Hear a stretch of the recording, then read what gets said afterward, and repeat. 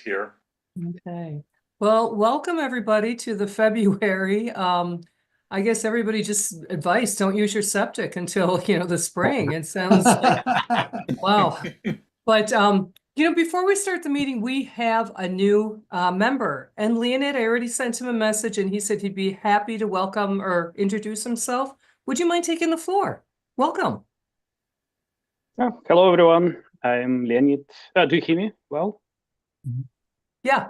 Can Okay, see and cool. hear you. Yeah, I'm Leonid. I'm originally from Eastern Europe, but now I live in Micron with my wife and my daughter, and my older son. He's graduating from medicine this spring. So from photography, I have a full-time job in IT, and photography is kind of my passion. I do mostly landscape photography. I do like to go out at sunsets, sunrises. Usually I go here around Milwaukee in like state parks or like North Shore of Lake Michigan, things like that. Sometimes we travel to vacation, then I take my camera with me there too. I guess for me, I do really like, I guess, sunrises more than sunsets, even though I guess the light could be equally good at both, but sunrises are very they have something special to me, maybe something a little bit magic, like when everything is so quiet and calm before, even sometimes the lake is not very calm, but the feeling is still is very different than sunsets when I guess a lot of crowds and a lot of people you can see. So yeah, but then and probably also because for me it's very difficult to wake up in the morning. I am not a morning person at all.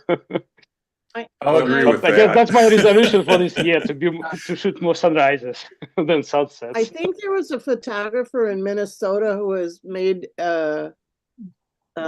has shot morning sunrises for the last couple of years. I think it's Minnesota. So it was really fascinating how he would get up because he had to trudge through snow. So I'm guessing it's not any place warm with palm trees. But he said sometimes he thinks of switching to the evening, but right now he's so into this morning shoot that it's become a habit. Yeah, I know a group of photographers here in Milwaukee. They shoot almost every morning and evening too. So they do it a lot. Well, welcome. I think you'll enjoy. Yeah, thank you. Everybody is so helpful. And they do, this year I bugged out because I realized it's cold. Every year there's like a January field trip when it's like, 30 below zero out to Port Washington for the lighthouse. And some of the photos that I've seen are just amazing. So yeah, I missed that cold this year, but I was shooting a lighthouse a few years ago, 3 years ago, when it was -10 or so. Yeah. That was kind of nice. And it was a lot of actually photographers there that day too. Well, again, welcome. It's good to have you Thank here. you. As Jeff said, tonight is going to be jam-packed. We're going to have show and tell with Brian Lauttamus and Roger Crill. Brian, you'll be up first, and then Roger. We will then go, talk about the field trip for Saturday. We'll update everybody on the T-shirt logos, what's going on with that. We'll have Jeff update us on PSA and Wacko. We'll do the January challenge slideshow. Jeff has a wonderful tribute to one of our members, Karl, who passed, and I'll let Jeff take care of all of that. And then we will get right into the program. So unless there's any introductory comments from anyone, I almost think that with everything we have tonight, would we want to just start? Brian, would you want to start with show and tell? Or Jeff, would you like to do the PSA and Wacko first? Let me, PSA and Wacko can go quick, so, and we'll let Brian get ready to pull his images. PSA, they have their chapter meeting middle of March. They're doing a teams challenge that they do between two groups in the club that will battle out to see who is the better team. To join that group, you need to belong to the national PSA, and then you can join the chapter, which is relatively inexpensive. They do a field trip every year. Their field trip is to Dubuque, Iowa this year, which has a lot of interesting spots to photograph in. For WACO, Wisconsin Area Camera Club Organization, we have our spring competition is now open, accepting entries. It does close early. And I'm just trying to remember my close date. It's March, I believe it's 23rd, or whatever that Sunday is at midnight. It's early this year because the judging will be on April 5th. So get your images in, but remember it's closing a month earlier than normal. So you need to get those images in a month early.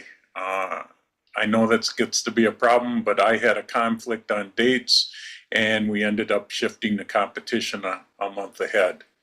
The most important thing is we have a March seminar that is on March 1st, and that's with Daryl Gouline.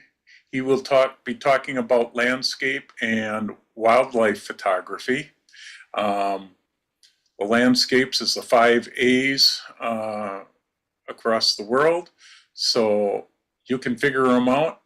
The wildlife stuff is different wildlife animals around, and both will be, it will start at 9 o'clock, it ends about 12:30. Each topic is about an hour and a half long. It's $26.50 if you sign up before February 10th, and it goes to $36.50 if you sign up after February 10th. We really ask you to please sign up now. We need all the people we can get. You can't get a better deal at $26.50. Heck, that's the price of a normal dinner eating out these days. So instead of eating out one night, why don't you come and watch Daryl Gouline talk. He's a very good photographer. He's off the west, he's in the northwest corner of the country, and he has beautiful photography. I've known him from a place called Swimsea, which is WACO's sister group in Michigan, and he taught there when I was teaching there, and he just has a really nice way of being able to teach photography. So if you haven't signed up, please sign up. For those of you that have, thank you. And that's it for WACO. WACO is looking for a president and a vice president if anybody would like to volunteer. Oh, look at those screens all go dark all at once. That's it, Linnea. Okay. And Brian, would you be ready? We have 3 different slideshow presentations tonight, which is why I'm pushing the show and tell right up to the front. But are you ready to start? I think so, hopefully. Okay. Okay, that's what I so always I'm say. going to do 2 videos. When I was scheduling this for February, I was hoping to have shots from Botswana, but as many of you know, that didn't happen this year. So I'm looking back at what I do have for some of my favorites of 2024. Again, this is going to be in a video. So it's an eclectic series. There's going to be some flower shots, orchid show, Shady Lane, my garden. There's going to be some animals, mostly from the zoo. And there's going to be some architectural shots from St. Josephat. So that's going to be the first video. And the second is going to be backyard wildlife. Some of you may have seen this on Facebook, but this was when we had that snowstorm recently. I did have my camera out, and so this is with my Bushnell trail cam. So going to just run these 2. They're both going to have some audio with them. So let's see if I can make this work. I haven't done this in a while, so. Yeah, just don't forget to check the audio checkbox, Brian, when you're. Yeah, if I can find it, okay. Yeah, they keep moving it, so I can't tell you where it is. Let's see.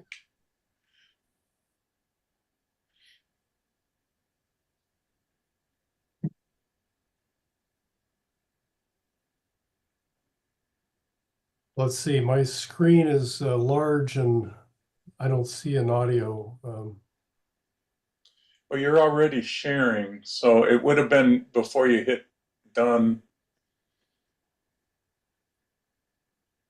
Because we're seeing your desktop right now.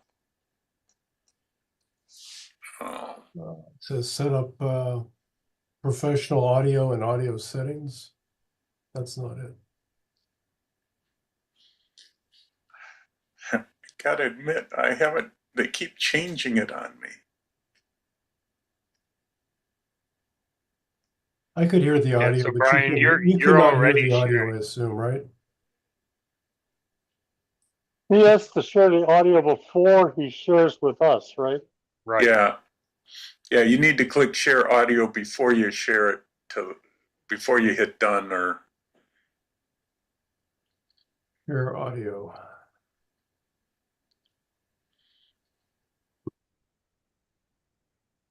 I don't see that. It's on the same it's usually on the same window as where you, Yeah, like as soon as you click share, it should be a it's window on should pop the up. right side top where it gives you layouts and that.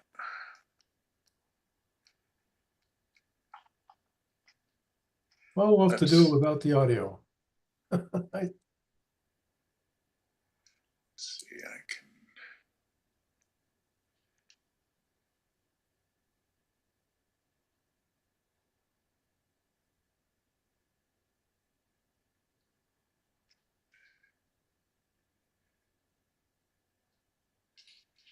For some reason. Someone else is sharing, so it must be you. Yeah, I'm stopping that right now. So now when you hit share, if you look on the right side, there should be a box that says layouts and your picture, and then below that says options, share sound. Oh, okay, I got it.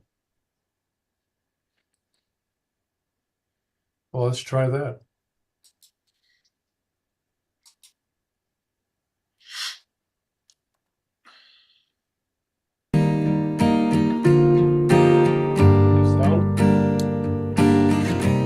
Although we're not seeing the video, Brian, we're seeing your data drive. I think he only shared Windows Explorer, that's why.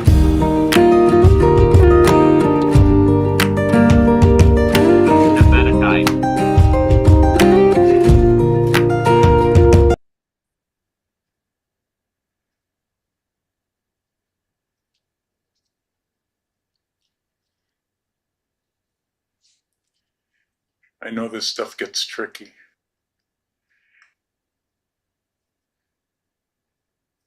You only have one screen, right, Brian? Yeah. Okay. So just make sure that the first thing on the dialog box is your screen that's being shared. Check that. Don't hit Windows Explorer or any of the other ones. And then hit shared audio, and then we should be able to see that video play. Well, my screen comes up. Before you could see the picture, but not have the sound, right? Did you ever see the picture? No, we only saw your Finder window. Explorer. Yeah. So you got to make sure that you click on, I think it should be desktop 1 or desktop, which is usually the first thing highlighted, and then just, checking the share sound. You must have somehow hit the find, or for me it's the Finder, for you it's the Windows version. Well, I have these in a folder. The two videos are in a folder on, I don't know.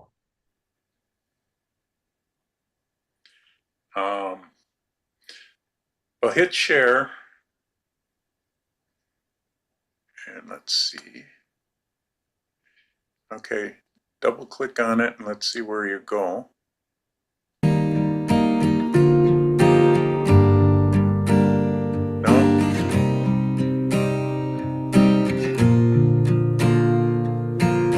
It's not behind that screen. What happens if you close that screen, Brian?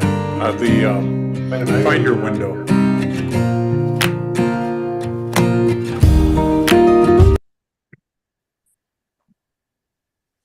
What if I what?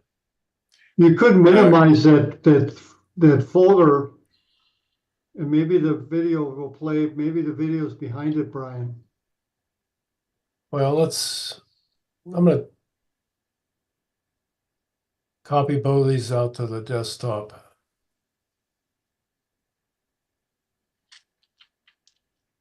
I hate to be holding up everybody. I'm sorry. That's okay. These share things, they keep changing the layouts and it's messing a lot of people up. I literally just came from a meeting where we just had an entire hour meeting to cover this stuff for the Out of Chicago conference. So don't feel bad. And everybody was having issues, and we've been doing it for 5 years, and people were still, I can't find the end screen share button. And so And Brian, this I'm happens taking all the notes. time. This is the most stressful part of this job, is that monthly share thing. So no, I appreciate learning. By the end of the year, you'll be a pro at sharing your screen on Zoom. But the That is sad thing my is they goal. keep And then they'll change changing. They keep reinventing the wheel. So it's like, stop changing everything. It's also tough because sometimes, one's on a Mac, one's on a PC. So they're like similar, but Yeah. not the same. Nope. Yeah. So like Jeff and I run into a problem where we're both on Macs, and then PC users were like, I think it's this. But I'm not entirely sure. I should do a video on it again. I'll put mine up on YouTube or something and share it that way. Sorry. Let's move on. I've done this before, and for some reason it's very different today than what it was several years Yeah, ago. they've updated it and they've changed it since I last looked at it, Brian. So don't be too frustrated. It's just getting, they're supposedly making it easier and they've made it more difficult. You should see mine. I have 3 screens, so I have even worse problems and a lot of programs running. Well, let's try Roger and then I don't know, I'm afraid to try it now. Well, Roger, talk us through your steps and maybe I'll learn something. Okay, well, see, I'm different too. I got 2 screens.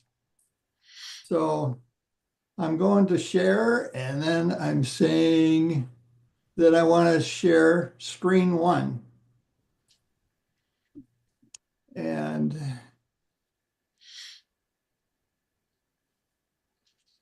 so now everybody should be looking at a jellyfish. Common. Yep. yep. Yep. Okay. So now you should probably be looking at the Port Washington Harbor in fog. Yep. Okay. And my name's up in the corner? Yep. Yep. Wow. Yeah, it How I worked. got there. I was wondering what to do this presentation on, and I was adding more pictures to my website from taking more pictures from down at the harbor. And I thought, well, I've been taking pictures at the harbor for 30 years.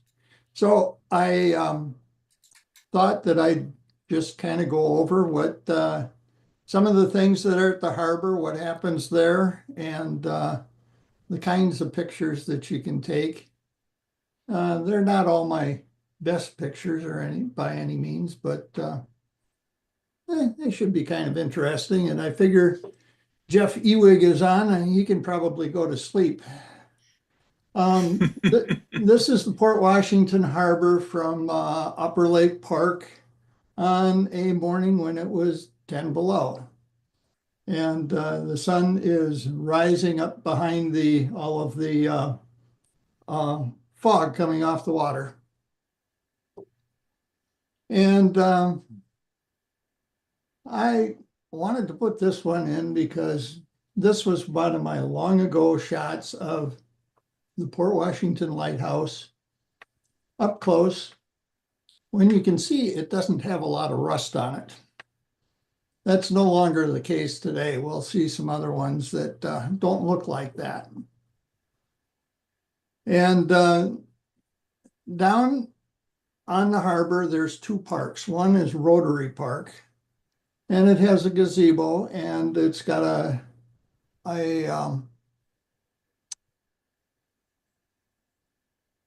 flags and a memorial to the fishing industry. And here's a statue, kind of a famous image of Port Washington, of a guy carrying a big sturgeon over his back. There's a neon sign downtown that has the same image on it. I don't have an image of that. Across part of the harbor from Port Washington is the coal dock. And it's called the coal dock because the power plant right there used to be coal fired, and they had a big area where they brought in ships and unloaded all of the coal. And where you see this World War II monument was probably 40 feet deep in coal at one point. I like the clouds out there this day. And so I've taken thousands of pictures of the lighthouse at various times. Early in the morning, on cold days, and in the evening when the moon comes up.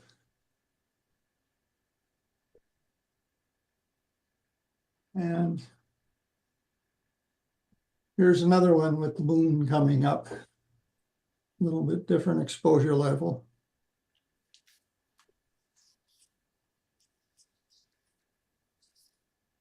Now I've got one more of the lighthouse in the morning. And you can see it's not quite as white as it used to be. And this picture is even a few years old. It's or no, this is about 1 year old, but there's getting to be more and more rust on the lighthouse. It's due to they've accumulated the funds to renovate the lighthouse, and I think in 1 to 2 years they're going to start repainting it and fixing it up.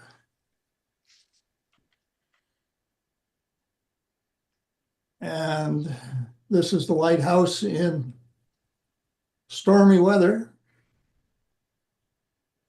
And the gulls seem to love those big crashing waves because they're turning up fish and stuff along the breakwater.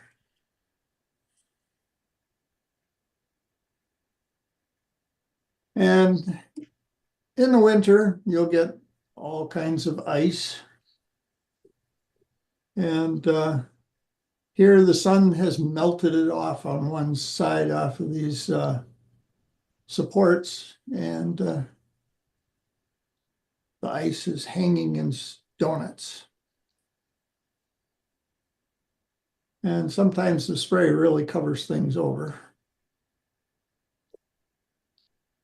A lot of people come into the harbor for recreation, and some have sailboats.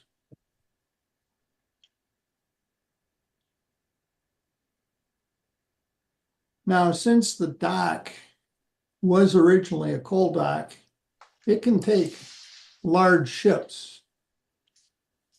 This one came in one summer day because it was having, I believe, problems with its thrusters. And it came in and sat in the harbor for a couple days until they got replacement parts and fixed the boat, and it went back out. So I have no idea what this was carrying, but it was on its way up Lake Michigan and stopped here. Probably iron ore, What? probably iron ore. Could be, yeah. And there's a lot of people activity in the summer. People come to watch, look at the harbor. There's a lot of people that come up from both Milwaukee and Chicago. And some even still come and ask, where's the Smith Brothers restaurant? That's been closed for about 15 years now. But a lot of people came up to eat there and spend the day in the harbor. On hot summer days, people will walk out to the lighthouse, sit where the breeze off the water keeps them cool. And in the fall, this is the stream feeding into the harbor. We have a salmon run every year. And in Alaska, they refer to this as combat fishing.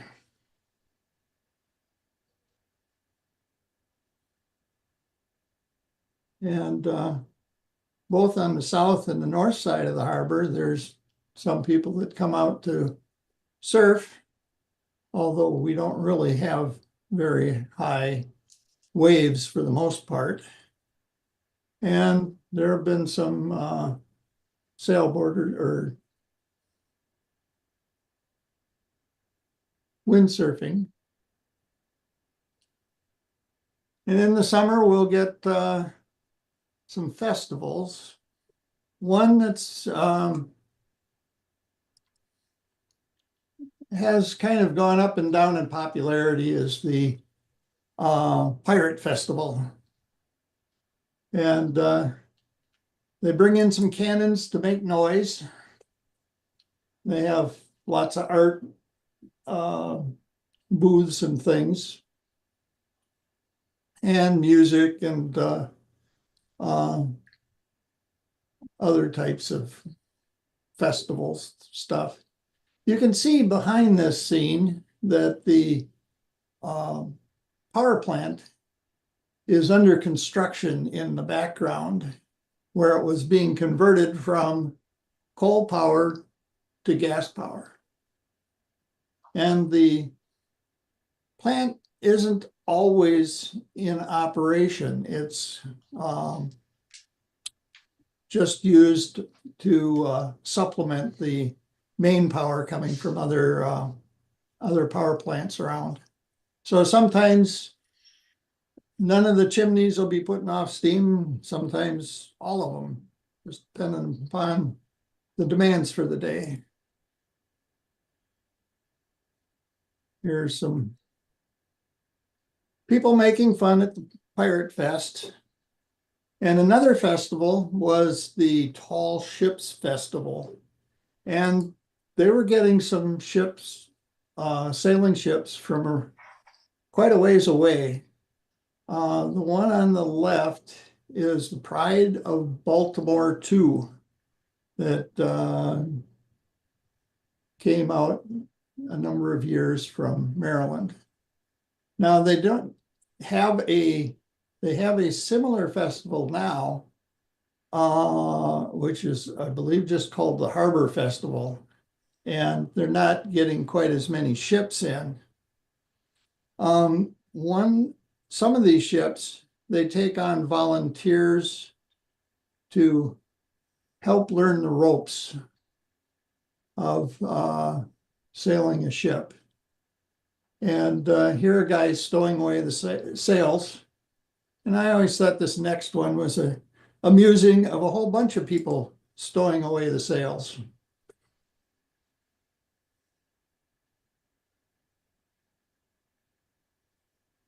something you can't miss down at Port Washington Harbor are the birds. And the first one that you're gonna notice is there's always seagulls around. And I don't take a lot of pictures of them. Once in a while you can get an interesting shot. And then the second most prominent bird in the harbor is the Canadian geese. This was really cold, probably 0 or below.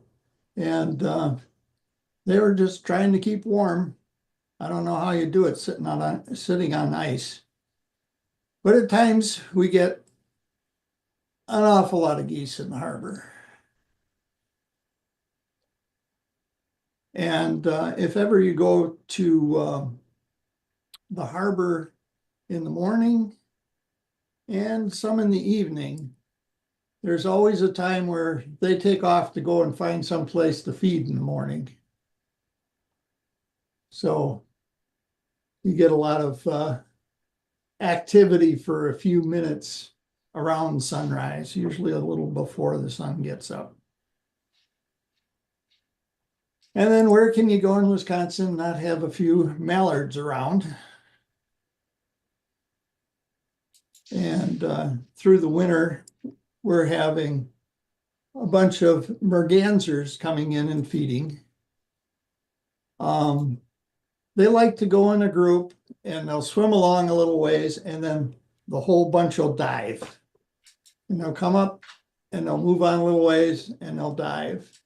And then when they're bored with that, they'll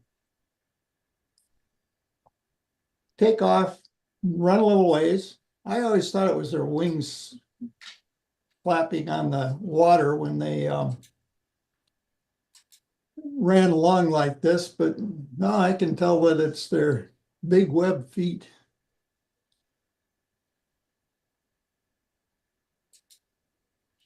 And in the springtime, there's a period around May 15th to June 5th or so that a lot of alewives die off in the harbor. And the gulls go crazy on that. And for a while, some migrating birds will come in and feed on the fish. And last year, we had a few hundred terns come in and take their turn on feeding on the alewives.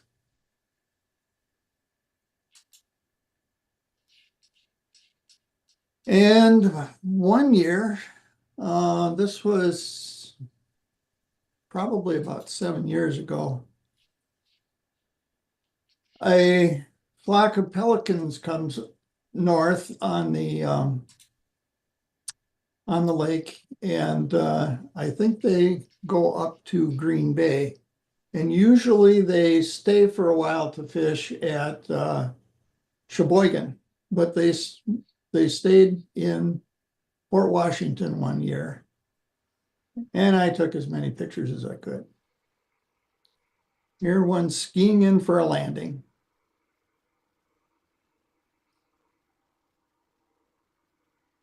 And there's a place near where the fishermen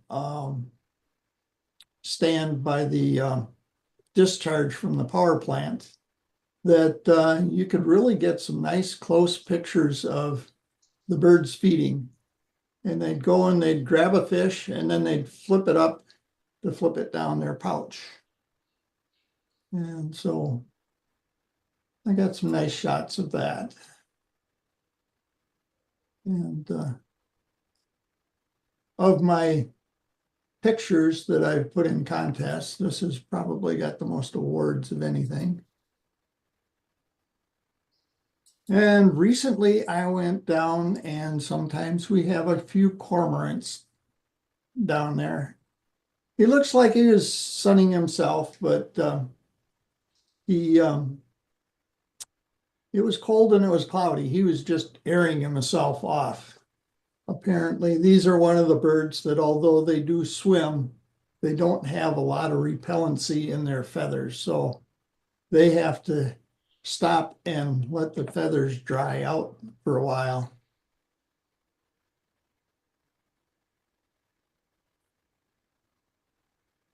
And the other day when I was down there, I was taking pictures of this cormorant and some of the mergansers, and I heard a noise that I recognized, and I managed to catch a kingfisher feeding in the harbor, which all the boat slips that are now empty, it's a great place for him to stand on these posts and watch for minnows.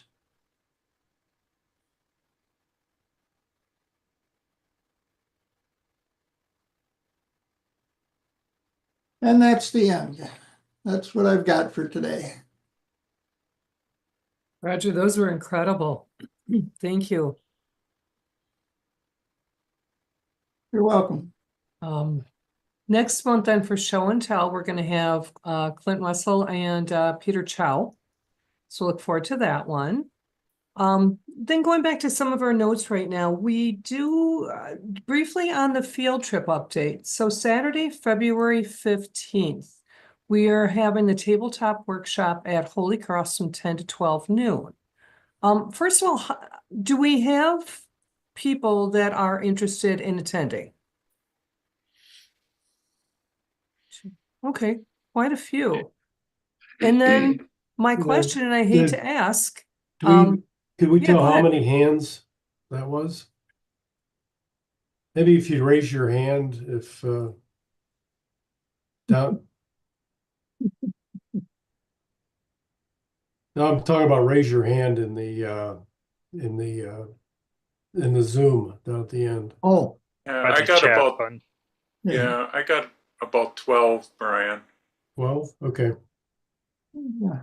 Wait, I lost Thank you. me. And then Brian, for the most part, I take it, I'm looking for who the line leaders are for this event. Is there anybody, I guess, who's the point of contact? I unfortunately am unable to make it. Are you our meeting coordinator? Are we looking for a leader to coordinate everything? Well, I think I'm kind of the coordinator, but in terms of the space and the time, in terms of what people bring, Ellen has some input on that. Just one comment. I was at the church on Sunday and was looking at that space, the gathering space, which is what we're advertising now. But I'm trying to get in touch with the church to see if we can move it into the gym. I'll send out an email or get Jeff to send out an email if we can change it. The point was the light was better in there. Hadn't been in there in a long time. But for now, it'll be this as advertised. And again, if I can get us moved into the Trinity Center gym, then I'll work with Jeff to send out an update on that. Yeah, okay. Can we get there at 9:30 to help set up and stuff like that? Is that still a possibility? That was been the plan for some time. I think we've talked Yeah, about okay. that, but Just yes, double check. yes. So Because the it's from- doors will be open at 9:30. But then we're Okay. advertising the beginning at 10. So does it make any difference? I don't know, but Yeah, I'll be bringing a bunch of stuff to photograph and little black background cloths. I believe Carol Bennett, Carol Bailey. not Carol Bennett, Carol Bailey, I got the B right, is bringing a bunch of her stuff, and I think she wants to leave it behind. So for people to take, and I'm going to have a bunch of stuff that I'm going to leave behind because I don't have room to store as much tabletop stuff anymore. And I'll let people know when we get near the end what I'm leaving behind and what I'm keeping. Well, just And I as a think- point of clarification, Jeff, I know the note in page 4 of the newsletter says that she's willing to donate. She doesn't say that she's willing to bring them. So I don't know. I thought she Ellen- was Ellen, bringing do you them know was more or what I had last heard, but I don't remember who I heard that from. I know she originally reached out to me, but I have not had any more contact with her since that initial, I'd love to donate this to somebody who would want it.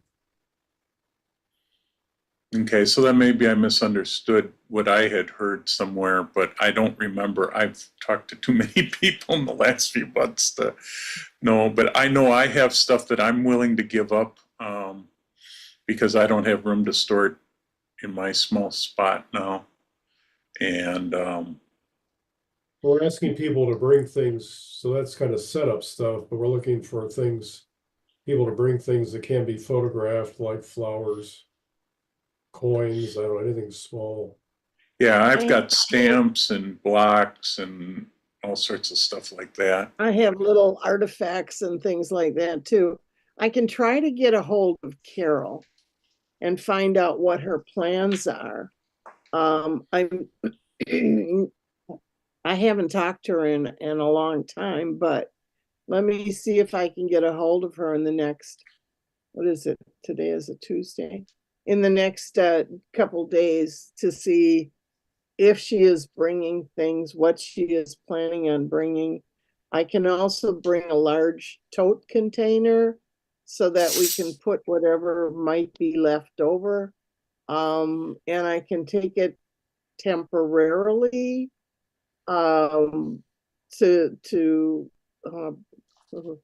to see if I can. I don't want to say store the stuff because we're trying to move, and if my husband's Yeah.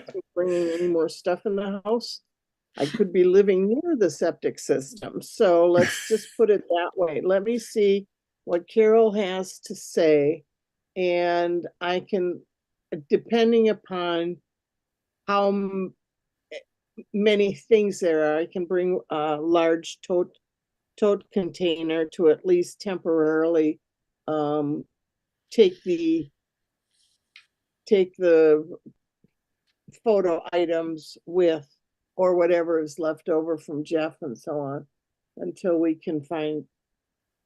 There's no place we can find we're homeless. We don't really have a place to put things anymore. Yeah. But God, Yeah, if you move out most of us here, are you down- got this. Most of us are downsizing these days. Yeah.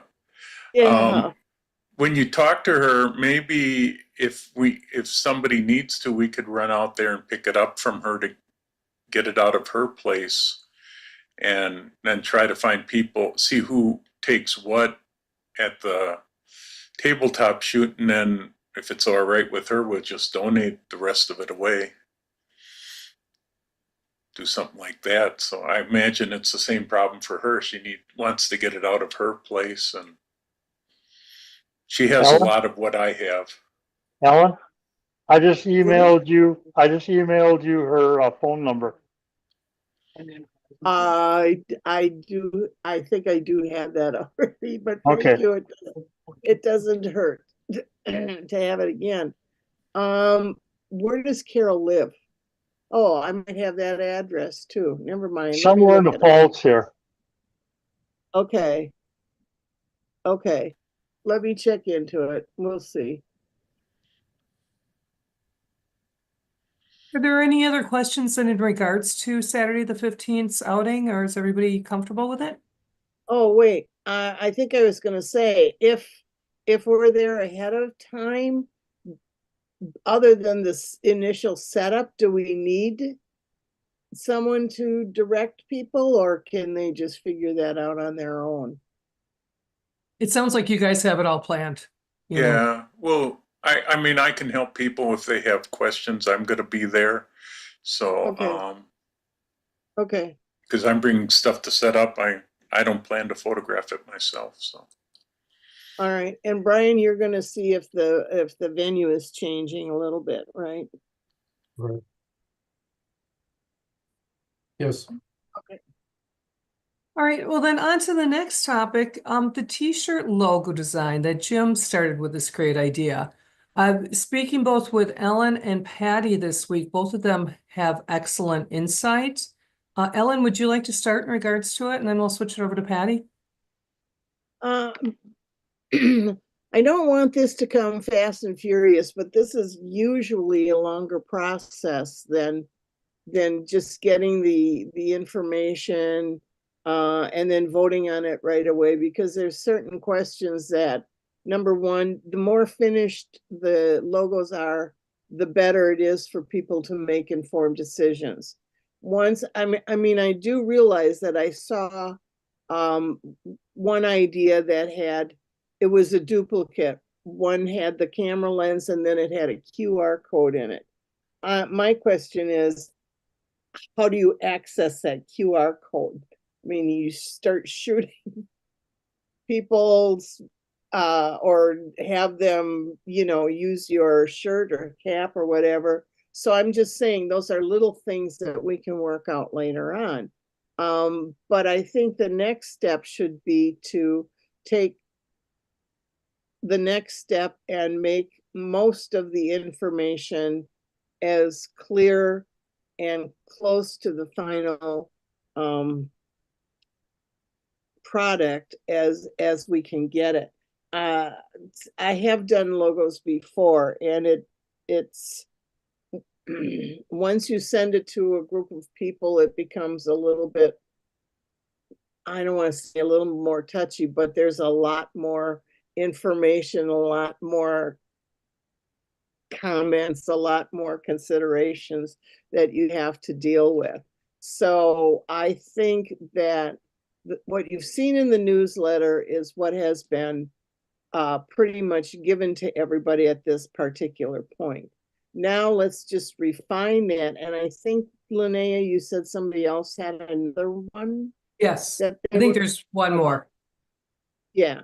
And actually, I had considered doing one of those, and then I thought, oh, this is a pain in the ass. So I thought, well, what I would really do is just maybe help in the direction of getting the information ready. And I know Patty has information on how we can do fundraisers, but I don't think we're quite to that point. And we can put together some information later on, but I'm thinking this is going to be at least another month or two before we actually make a final decision, because it really has to be something that everybody or a major portion of the members agree with, if that's all right. That's I agree. all I have to say right now. Patty? Okay, so what I wanted to talk about a little bit tonight, first of all, Promotion Pros, where I work, we do have a staff of artists that work with us that create the art designs if they need to be refined or whatever. If you have they'd like to get camera ready art, but they do have artists that can make refinements if necessary. There might be an extra art charge on it if it's complicated, but for the most part, they do the artwork for free as part of the process of setting up the products.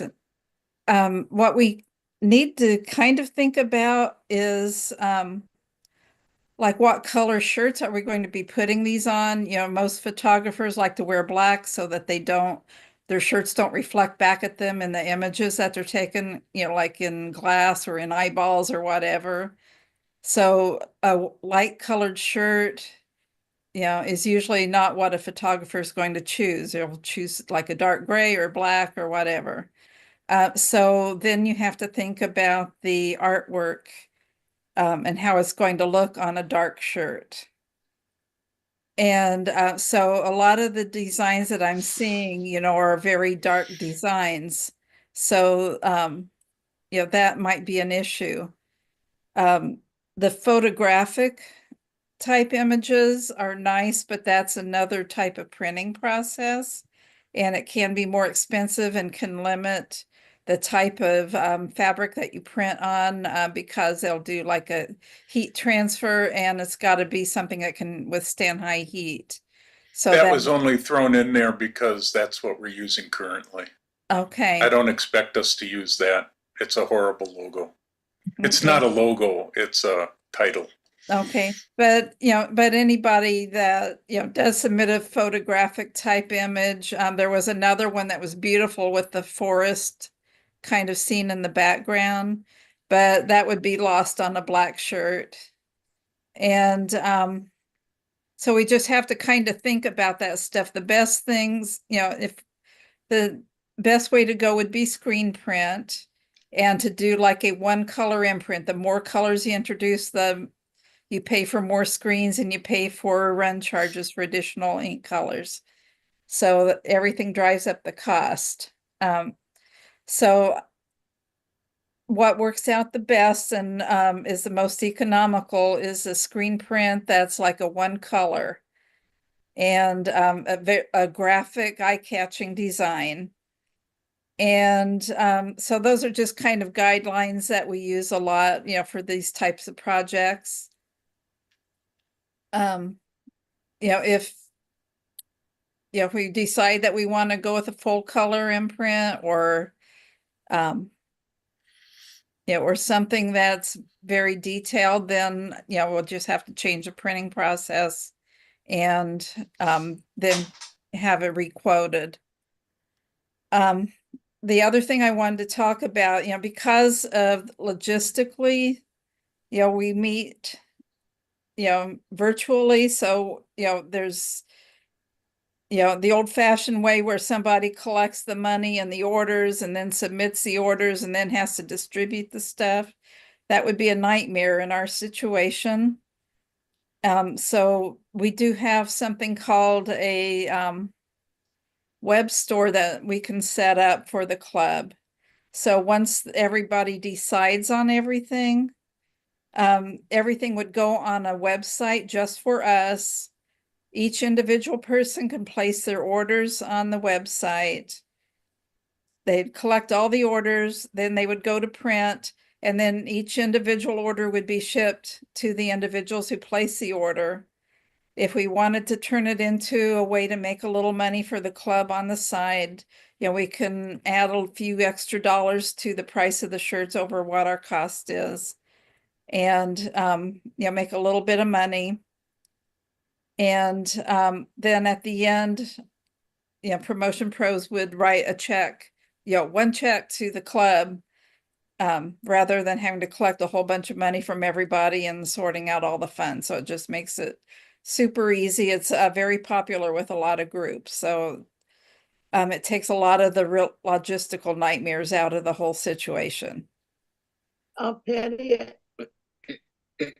my question is, the hand-drawn concepts, do you know who submitted those? Will they be able to refine those? Oh yeah, the hand-drawn one was actually mine. And oh, okay. Yeah. So okay. Yeah, so I've already started working on it with someone at work, and we sat down together yesterday and came up with almost exactly what I had in mind, just using clip art that we could find. We have access like to a clip art website, that we can get anything we want. Okay.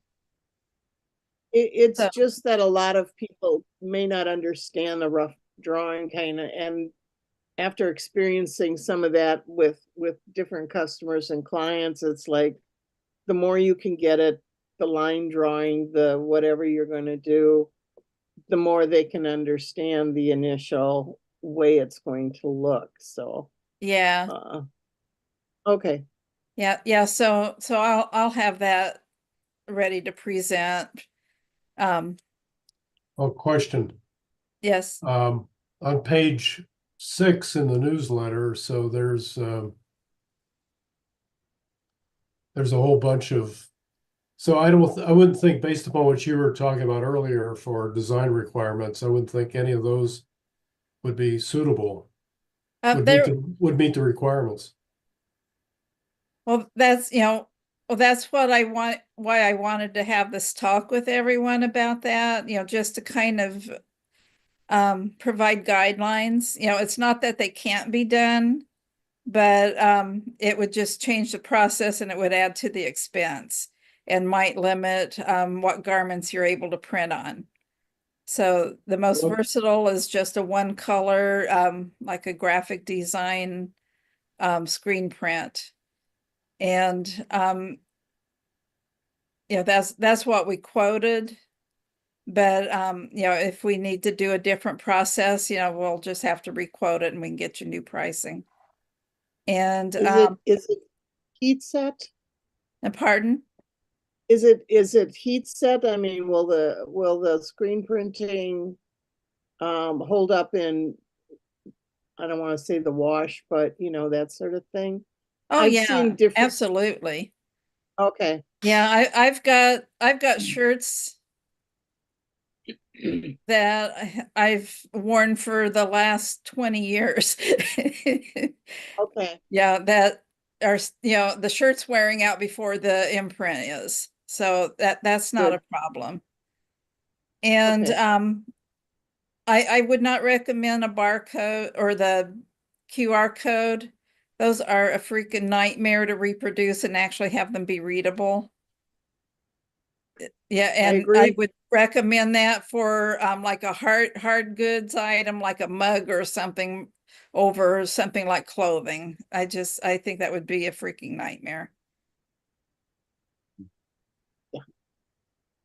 Patty, I'm going to talk the dollar thing. When we set up that website, or that your group sets up the website, do they collect and pay the sales tax? The sales tax would be calculated for each individual order. So wherever you're ordering from and having it shipped to, the sales tax will go along with wherever it's being shipped to. Each Yeah, one will but ship. is your company paying the sales? They're collecting the sales tax, or are they They'll paying it? collect, they collect it. We charge you the sales tax on your order, but we're paying the state for the sales tax. We Okay. take care of all that. Just wanted to make sure, because we don't want to have to set up a resale account with the state. No, We are not a we- nonprofit, so No, we got to be we careful. take care of that. Okay.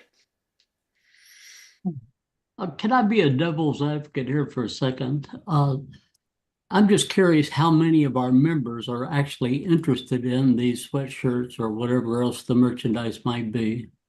It seems like a lot of effort, probably for a very low return of people involved in it.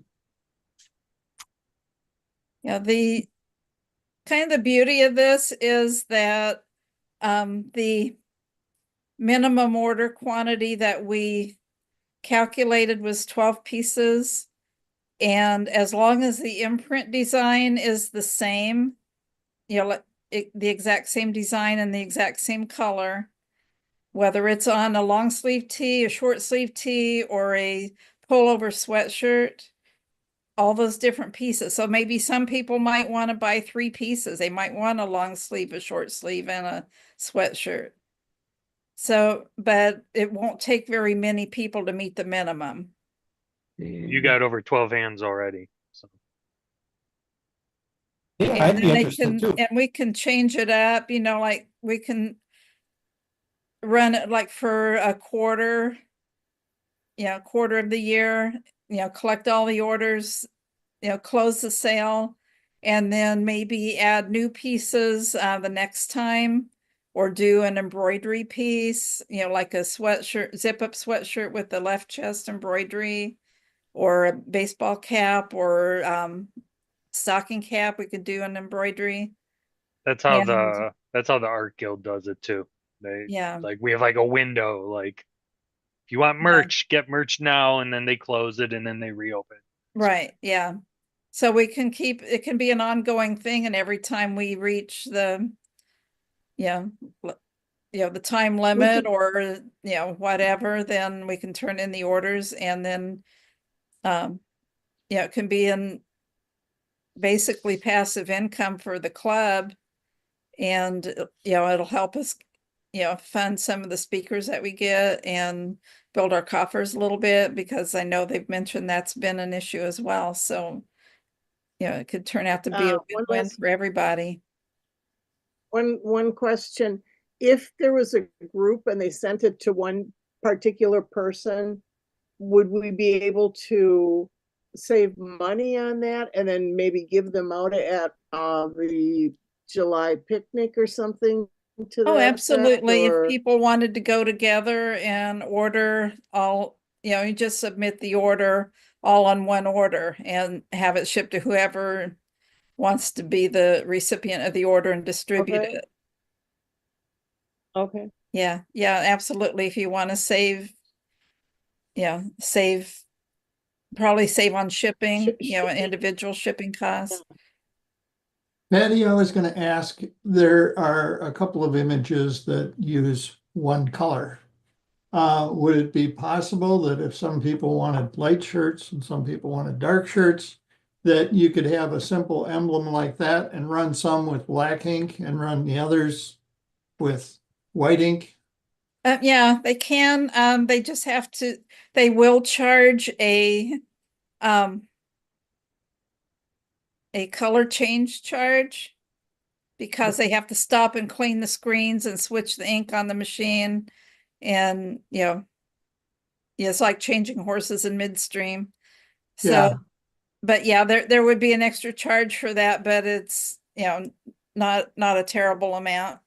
Yeah, or it'd be the same as if you had two colors, you had two screens. No, if it's the same art, it's the same screen. It doesn't matter what color the ink is Okay, on the screen.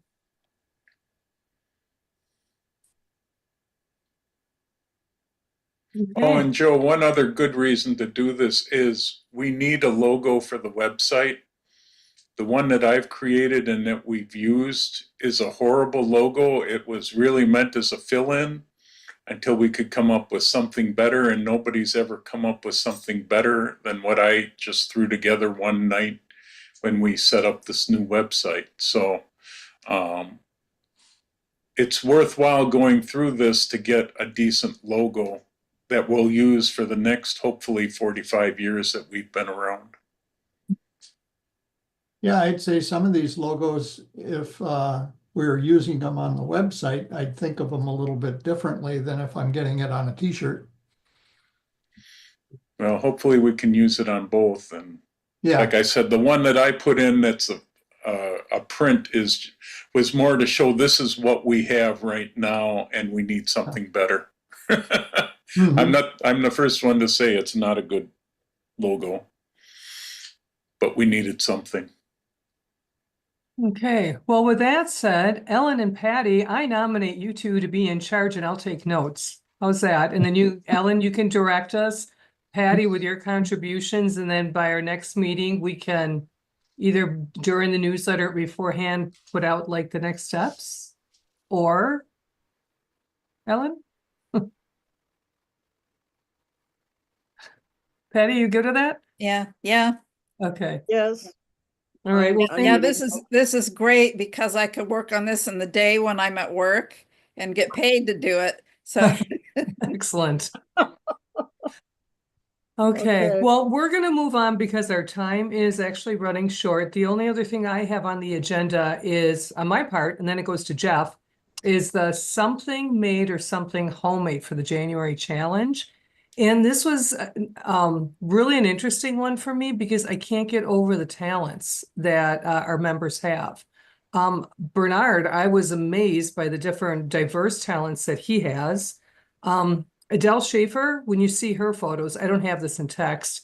She learned how to needle arts when she was 6 or 7 from her grandmother. So her work's absolutely beautiful. John Wiley, your wife, Kathy, boy, is she talented.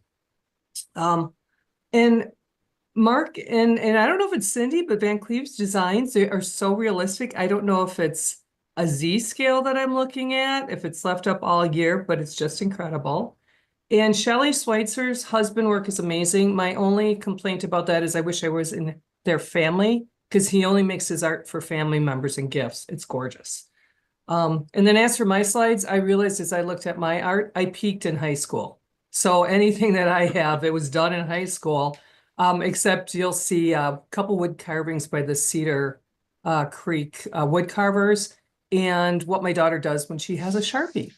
So I am And I now, never sent any of my photos just because I buy from other crafts people and I was busy dealing with other issues at that time. So sorry, they're in the newsletter. okay, well, let's give this one a try. I'm just having mouse problems. Okay.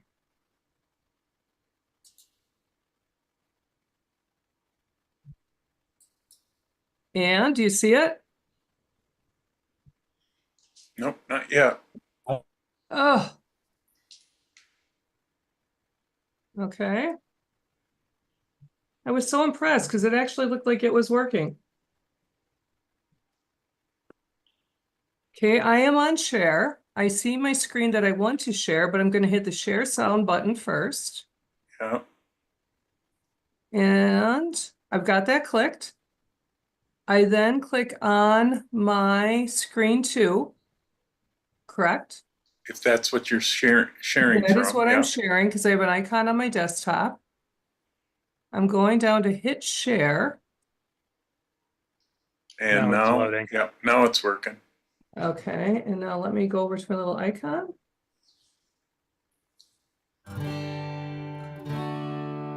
Anything? Yes. Yep.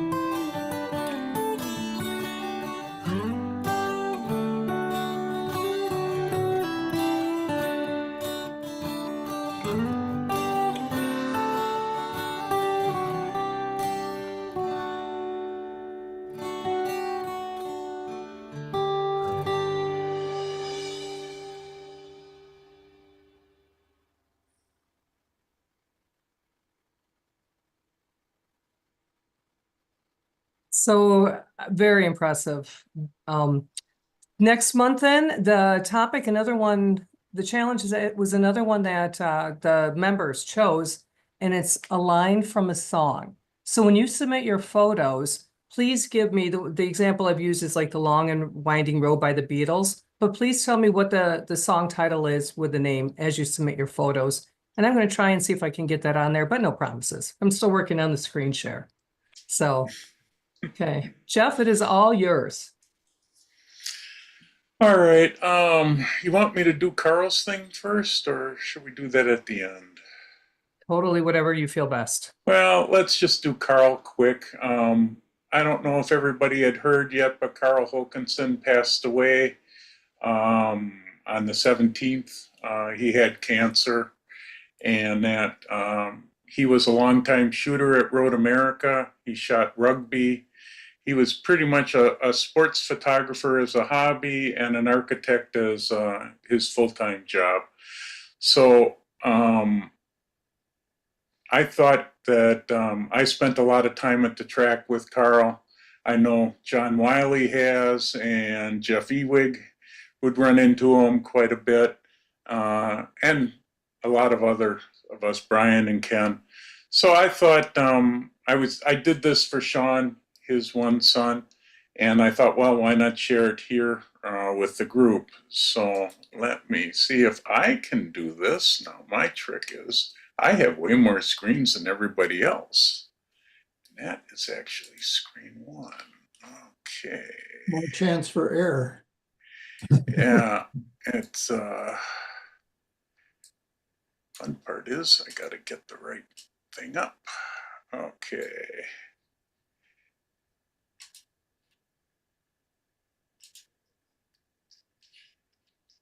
So, if everything works right, here it is.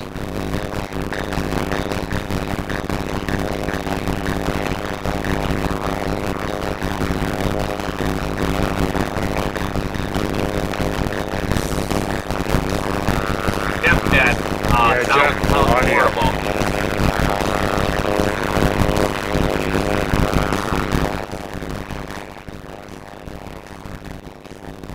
Well, I don't know why the sound's quite so bad, but It's like really weird buzzing noise.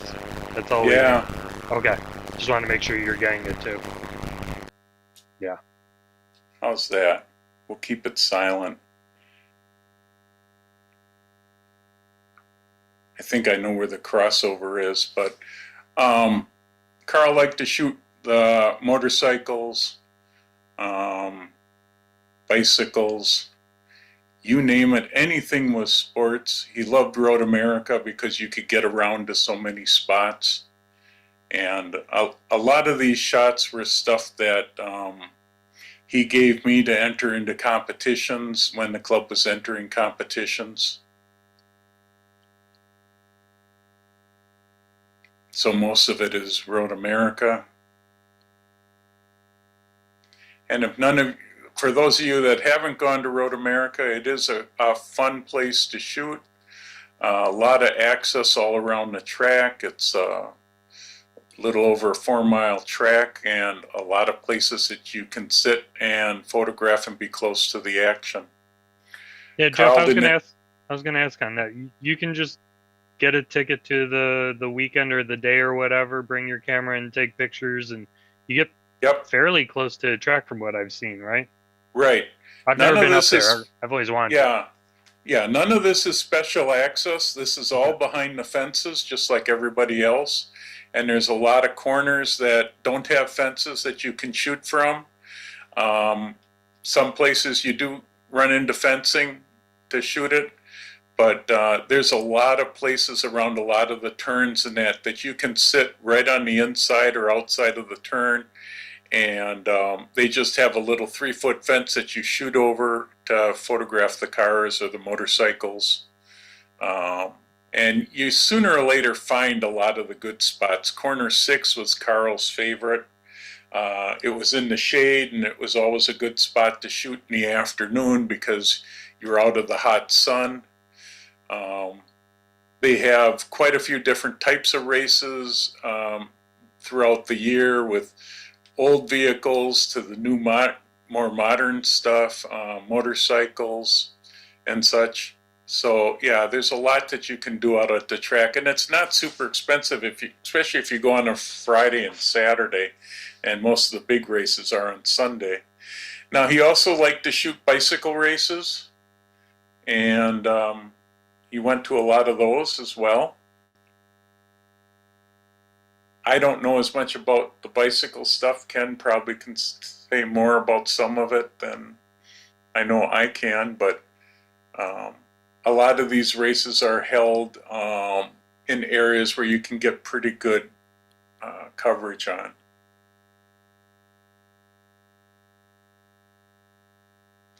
Karl entered a lot of PSA international exhibitions, and he's won numerous awards throughout the world. He never talked about them too much. It was just his hope that he would get PSA. If you get a certain number of wins, you get letters after your name, and he had the one set of letters PPSA, which meant he made it to the first level of awards. He always came down with us to Renaissance Fair when the club used to go down there for Renaissance.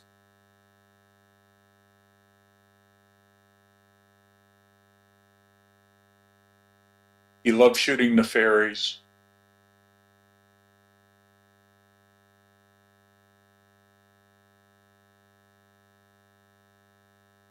And of course, a lot of people like to shoot this glass guy. He does some marvelous work.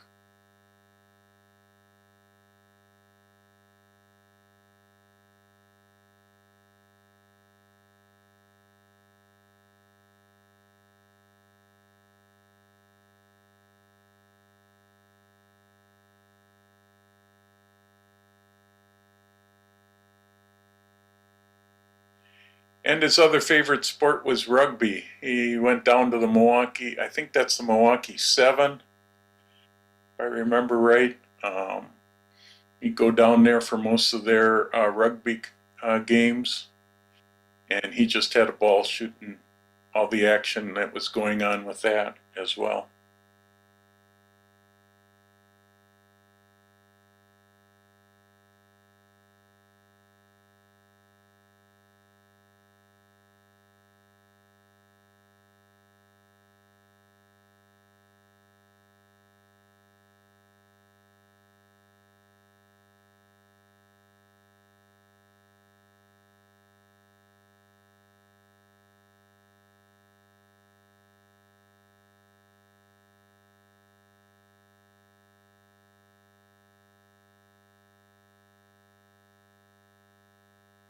Nice part with these rugby games, from what I understand, you can get pretty close on the sidelines to photograph from, so it makes it pretty easy.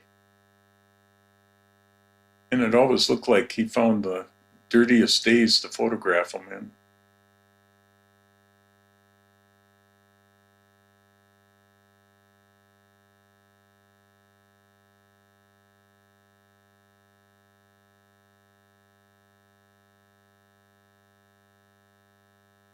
That's our neighborhood Richfield streetwalker. His name's Jeff. We call him the bag man because he walks around with hundreds of bags on him. And of course, Karl shot some architecture because he was an architect.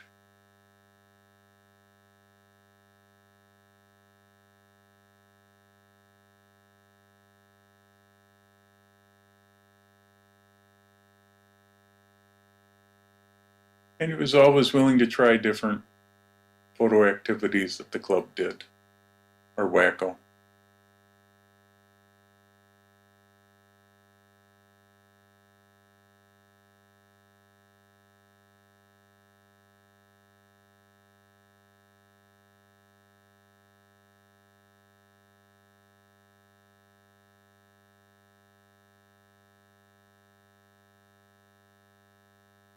And something that he turned me on to, and I believe Ken and even Brian, was the Pettit Ice Center and photographing the speed skaters.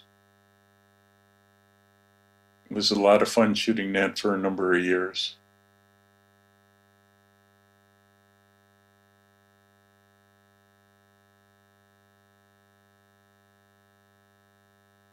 John, I think you were just doing that, weren't you? Weren't you just out, John Wiley, shooting speed skaters? Yes, I shot there this weekend. Yeah, you got a speed skater coming up behind you. Yes. I thought of Karl while I was there. Yeah.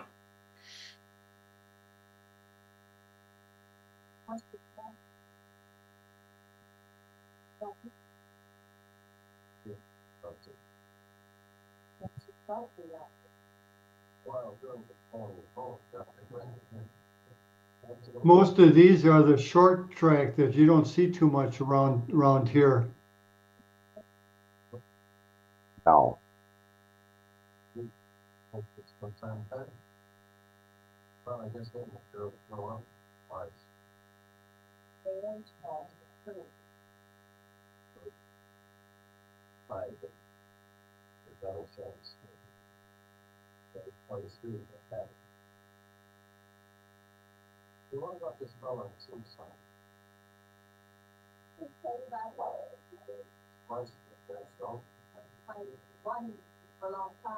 That's Sam's.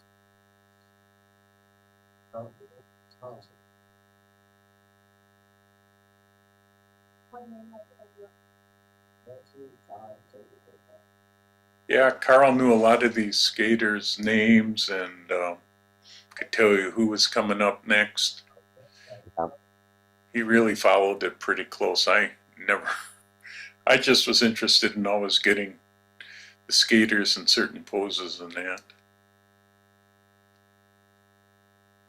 Over the time, I've met a few of the skaters and shared images with them, and they're an interesting group of people. Yeah.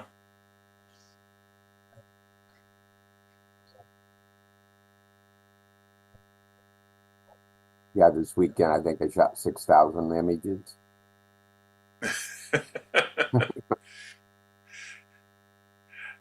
I only had about 83 from him, so. But I know he has, I'm going over to his house on Thursday to figure out what to do with his hard drive and see what he all has and that, because his kids want to put together a book of all his photography.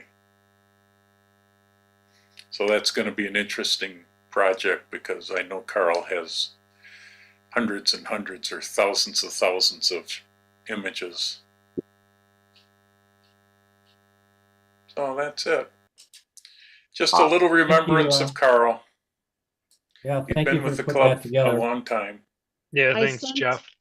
I sent Yeah, the no family problem. the last newsletter, saying that we will miss him, because there was a little blurb that we put in there, and I did hear from, I believe his son, Sean, who's just Yeah. so yeah, so I did, and I sent that separately so that I could write more of a personal message on his passing then. All right. Yeah, and they're not doing any funeral. Karl did not want a funeral. They are going to hold a celebration of life sometime this summer, I believe. So, yeah, they haven't said when that's going to be, but yeah, he will be missed. He taught me a lot on the sports stuff when it came to shooting at Road America. And he knew everyone up there. Yep, he sure did. Okay, so after that happy note, let's start with, let's see, how do we want to do this? Does somebody want to go first? I'm going to go last. Or do we want to see the image that I suppose everybody will see the image after whoever wants to go first goes first. I'll go first. Okay. Go ahead, Bob.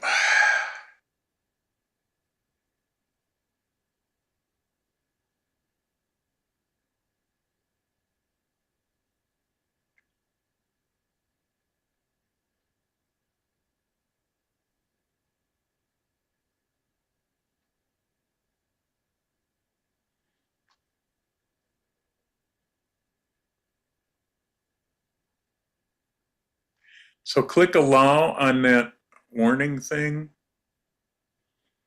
and that will go away. Otherwise, it could stop you. And I don't know, where'd it go? You might be muted because I don't hear you. I'm trying to spot you on all the screens here, and it's funny.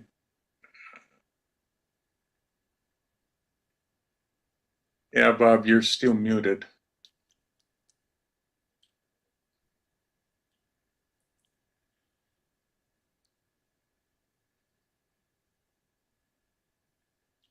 How's that? Yep, now we can hear you. Okay. So this is the image that I started with, and you can see there's nothing done. All I did is import it. The first thing I did in looking at it,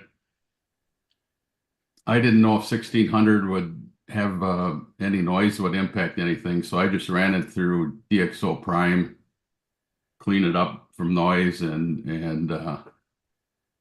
any lens corrections that were required. And then to start this, normally I do all my work, or 98% in Lightroom. This one I started by going and opening this in Photoshop as a smart object.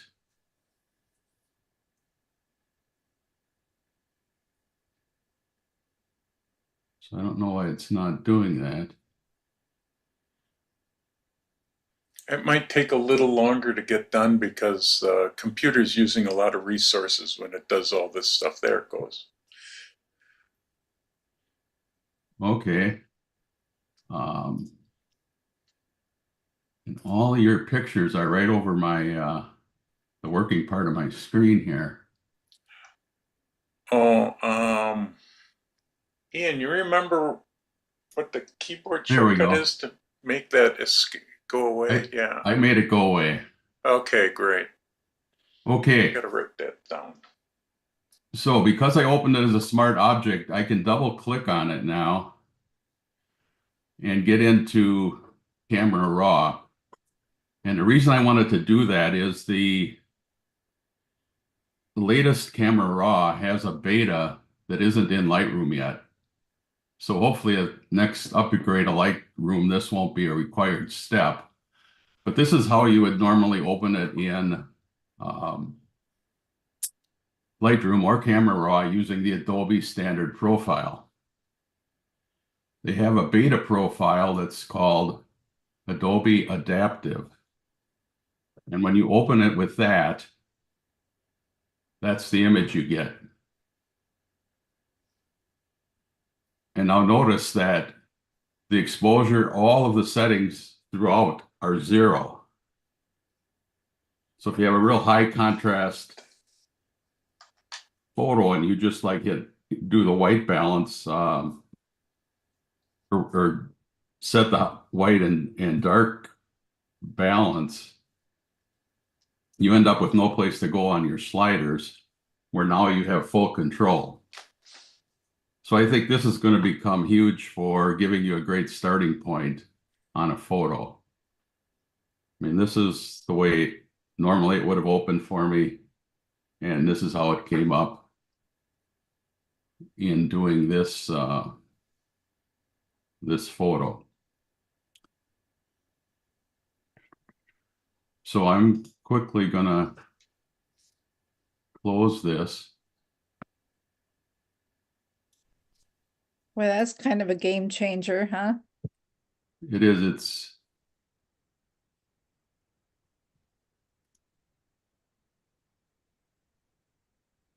It's amazing. I was really excited about that. I wanted to make sure you all were aware that hopefully that's coming. Yeah, that's a So- good one to know about. Yeah, so this is where the photo ended up. And I'm going to open this now so I can show you the other things that I did.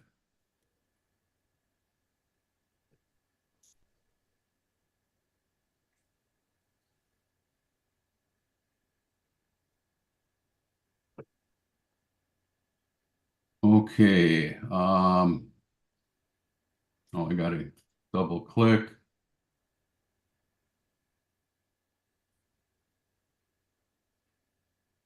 I set up 4 masks here.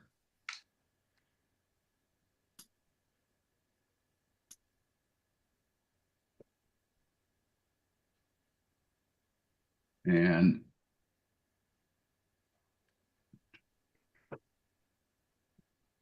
this one, oops, that's all of them.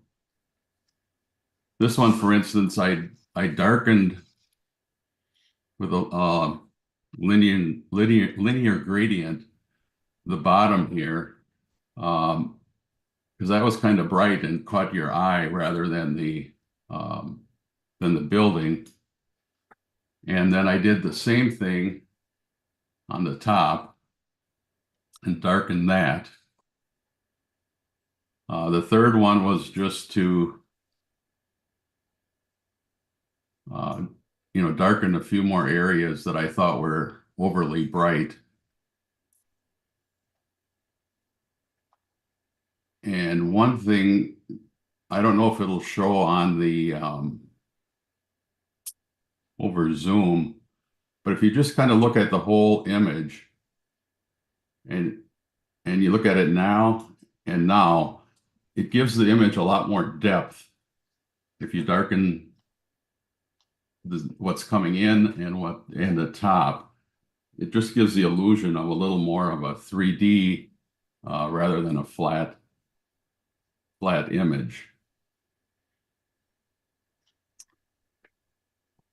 So at this point, I went back to finish the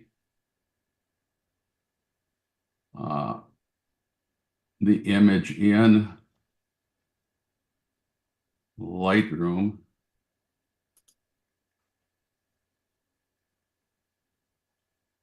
And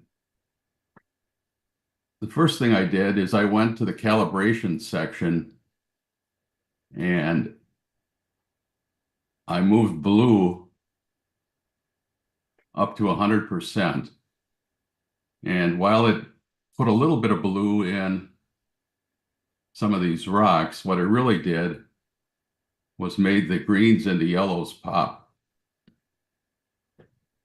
And then I also bumped up the red a little bit to give a little more color into some of the leaves. Then I did some slight adjustments to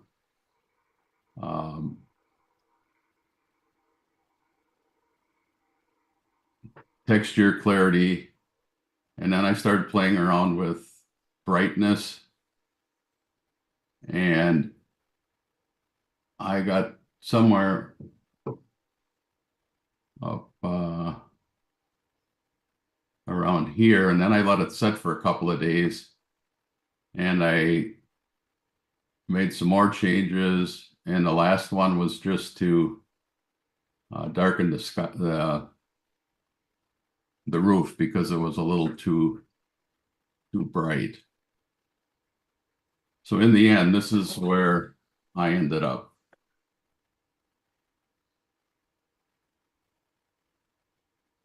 Yeah, it's pretty good.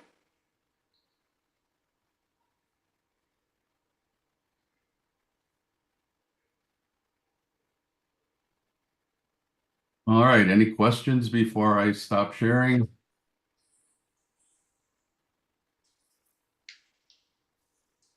Oh, thanks, Bob. That's great. Okay. Who wants to go next? I'll go next. Okay. Bernard, go right ahead.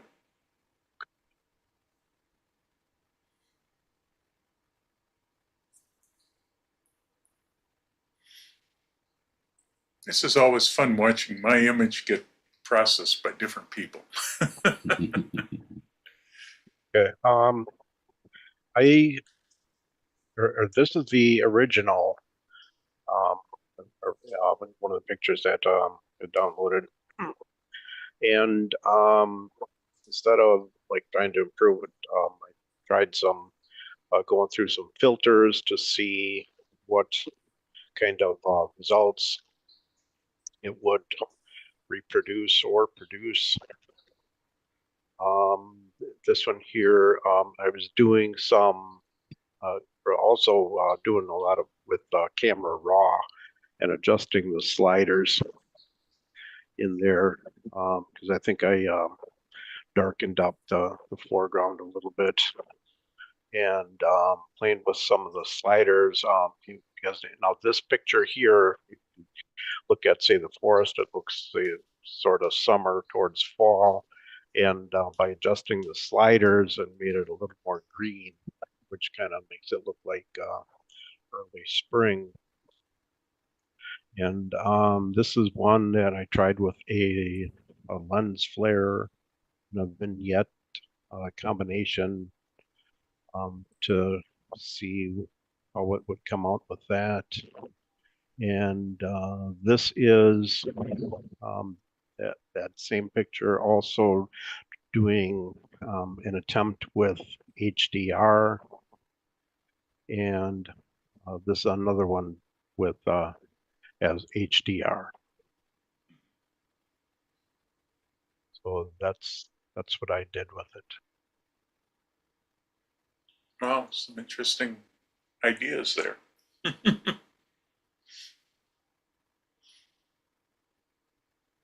Thanks, Bernard. Sure. Neat stuff. Who wants to go next? I certainly can try to go next, and we'll see if I got Okay, Jim.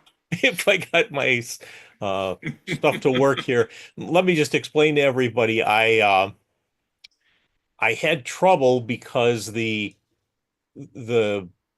actually lost my RAID drive, and that meant I was unable to actually access any photos at all. So I'm just realizing it's not going to let me pull this off one way. I'm going to try it a different way here.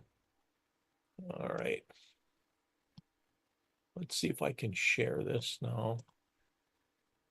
It wouldn't let me share that. So let's say if I do desktop 1, and we'll hit share.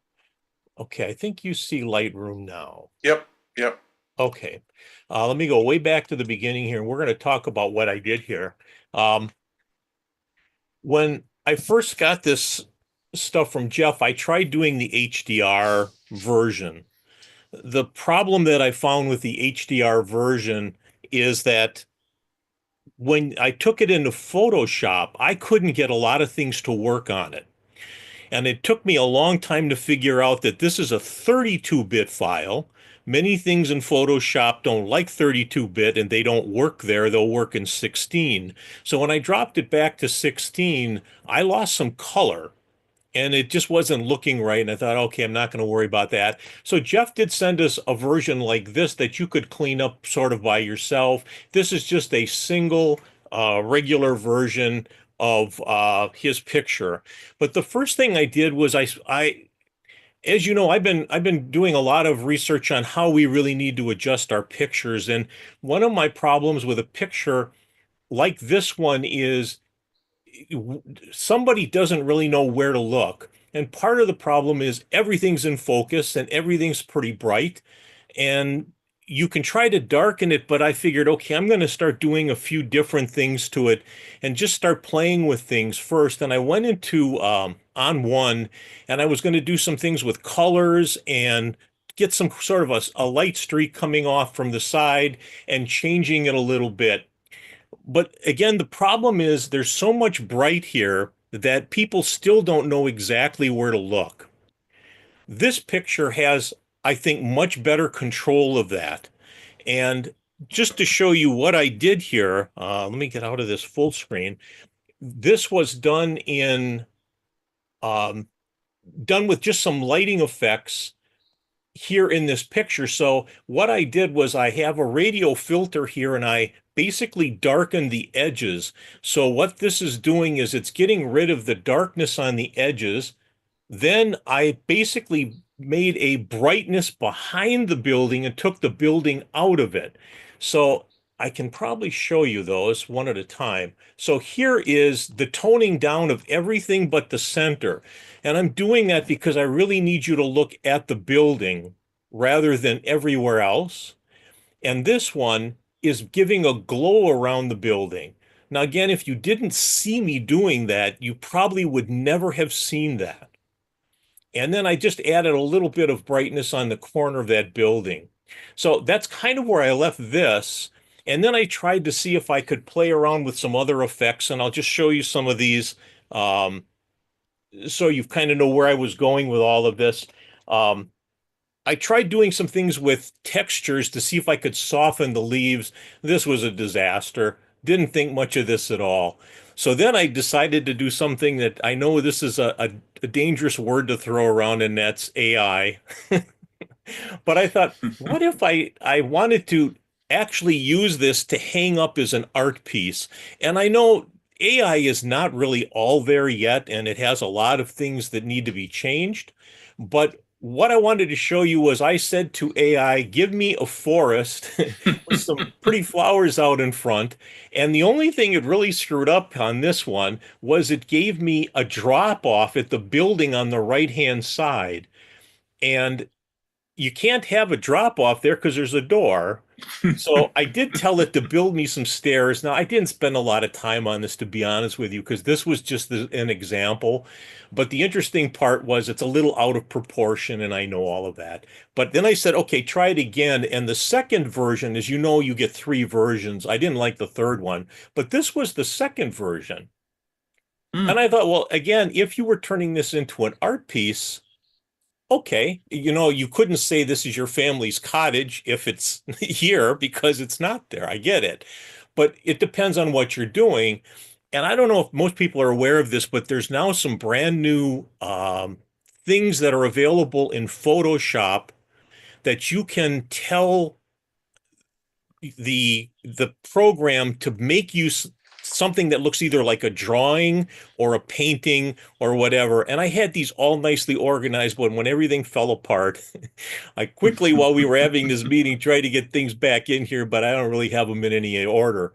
But I just wanted to show you some of these things turned into paintings, either using this program, Photoshop, and using some of its stuff, or I did use on one of these here, I did use a version of Topaz. There's a free version of Topaz out there, Topaz 2, which if you've ever had a Topaz product, I think you can get this and you can use it. And it does a lot of these paintings. This is more like a pencil art kind of thing. And this was really, I think, the last one that I had, but this is really kind of wild. Just to show you that there really are a lot of ways that you can go about changing your stuff if you're willing to experiment even in artwork from your photos. There's some really amazing things you can do out there. I'm just sorry I don't have everything in order, and that's the best I could do, but at least you got to see some of what I was able to pull off. Yeah, interesting stuff. It's a reminder.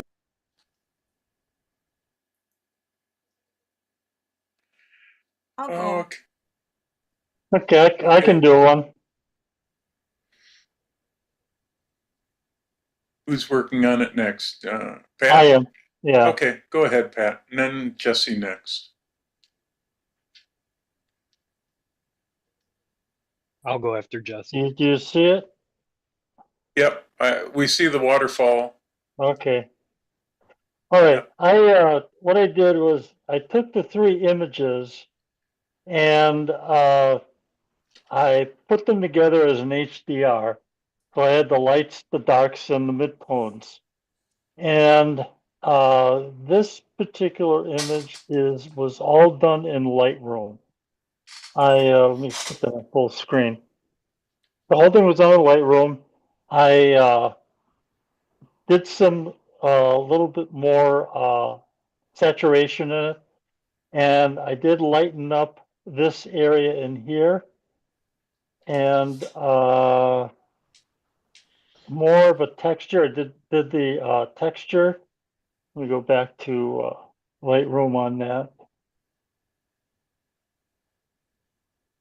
Oh, darn it.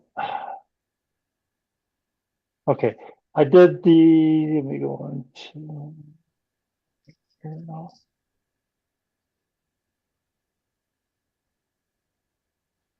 Okay, and develop here. I did do, let's see. I turned up the texture and the clarity on it and turned down the dehaze a little bit to lighten it up a little bit. So that was the one I came up with Lightroom. So then I thought, well, I'll try, just for the heck of it, Photo Matrix. Everybody remembers that ancient program. Yeah. So I brought it into Photo Matrix, but what I didn't like is sometimes it does this with the darks, is like in the doorway here, it left the grainy and white. I suppose I could blacken that in, but I really didn't care for this. It was just a little too grungy for me. So then I took again the 3 photos, and sometimes I play with Nick, or the old Nick or DxO now. And I brought that into DxO and used the let's see, there's two different things I always use in there. And I can't think of the name of the warmth, brilliance and warmth. And the other one is the gives it a little bit more of a grungy look to it. Detail extractor? Detail extractor, yes. Yeah. That was the other one I used on this. Then I brought it back into Lightroom and then played with the exposure a little bit and the highlights. I didn't do much with masking in this one. I think I did some, did I do any masking in this one? Yes. But this one here, this particular one here, I darkened the front a little bit here with the mask. That was the one I did in Lightroom completely. And then I thought, well, what the heck? Let's see what this looks like in black and white.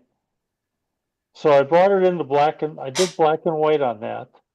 And I did a little bit more masking on this one. This area here I darkened up because it was a little bright and it was kind of just catching my eye. And I don't know if I turned up the texture kind of heavy to give it more of a gritty look. Now you can always turn this part of it down to smooth it out a little bit if you want, along with this. I did turn up the dehaze a little bit, darken it, otherwise I felt it was too light. Oh, and I did darken this portion of the top also. So that was the black and white version. So those were the 3 things that or actually 4 things that I did with it. I really like Bob's one that he did with the part there in the Camera Raw and Photoshop. I'm gonna have to try that once. I did see that done once, but by Mac Laskowski, he had that out. But I'm gonna try it myself. So those were my versions. Okay, great, Pat. Let's see. Now I just gotta stop sharing here.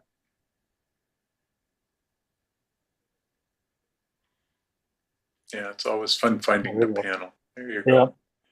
Yeah. Who was next? Me. Jesse. Okay, Jesse. Okay.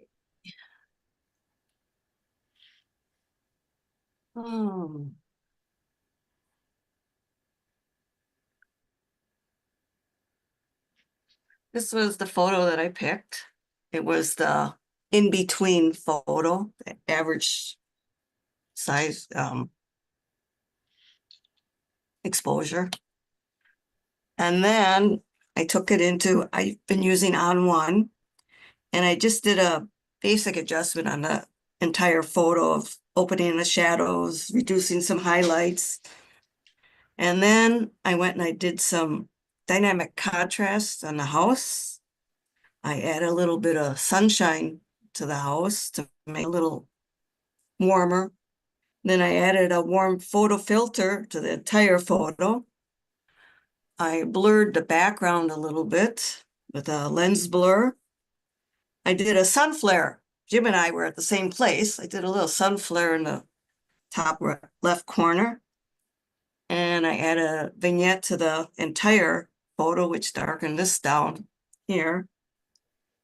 And then I added LUTs at a lower capacity to try to bring it all in together, tie it all together. That's what I did. I don't know Good. exactly how to open it in my program, so I'm just Yeah. telling you what I did. Sure. No, that's fine. That's fine. Oh, great. Thanks, Jeff, Jesse. I can go. Okay, go on, Ian.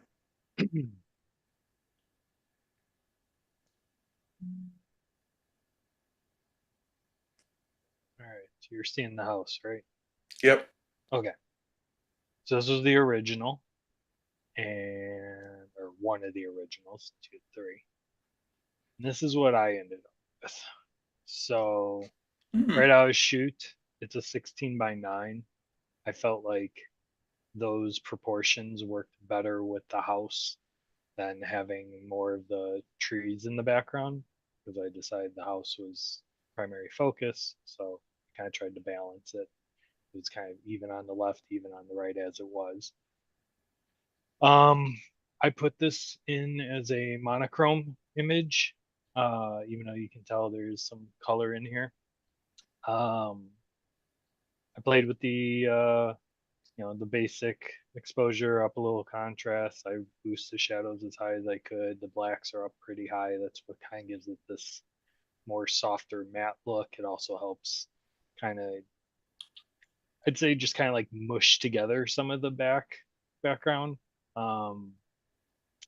Up the clarity, up the dehaze, which kind of helps counteract the fact that I lifted the shadows and I lifted the black so much, so I still get some in there. Just a little bit on the tone curve because I was clipping highlights on the roof. Again, lifted blacks, so I was constantly just playing with the shadows up and down a lot. I don't know why I did this. Doesn't do anything. It's like changes. Oh yes, changes like one little thing right here in the middle on the roof. And maybe one thing over here. And I was just like, whatever, it's better down. It gets rid of that bright spot. So I left it down. The funny part is most of this image is like green. It's like if you just play with green, like the whole thing is green. So that's why I, for the most part, I immediately went to monochrome and just threw all the color out because I was just like, it's all green. So color grading is where I get color. So my shadows are this tealish blue, which is primarily the outsides here. And then the midtones and the highlights, I gave more of an orange color, blue and orange being complementary colors. They tend to go well together. It kind of gives it this rundown, old looking vibe going with it that I liked better than the color edition. I also pushed the midtone luminance all the way up, pushed the shadows just a little bit, again, giving it that matte look that you see. My typical shadow sharpening there. I did not denoise it because it's ISO 400. It's fine.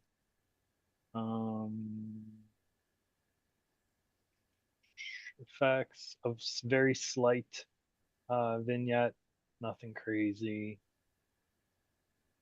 Calibration, I always play with the calibration. In this case, I pushed them all over the place. The funny part is, so again, I put this in the monochrome, so like there is no true color being shown.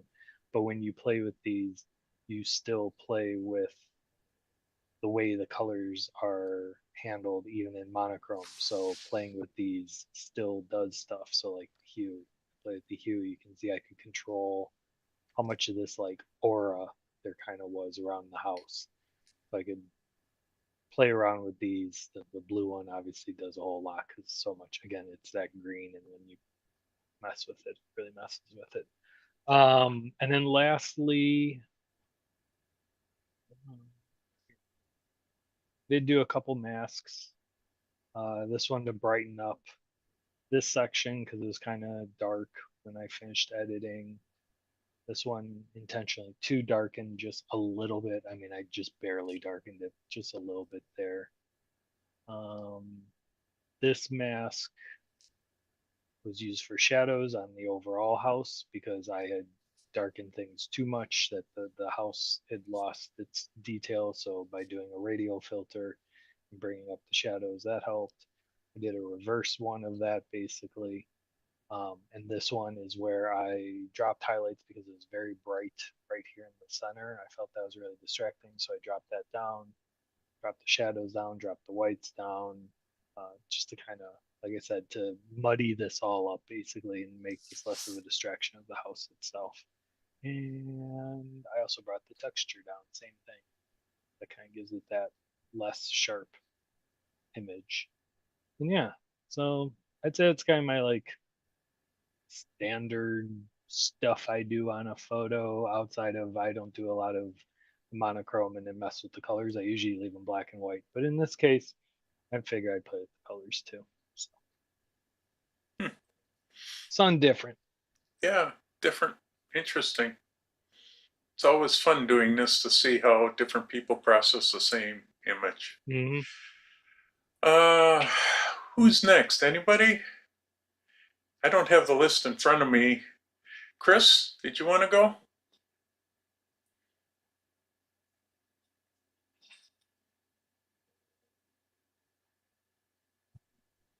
You should hear me, I hope, by now.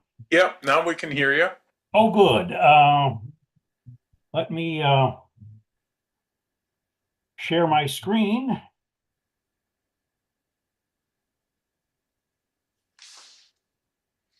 Oh, boy.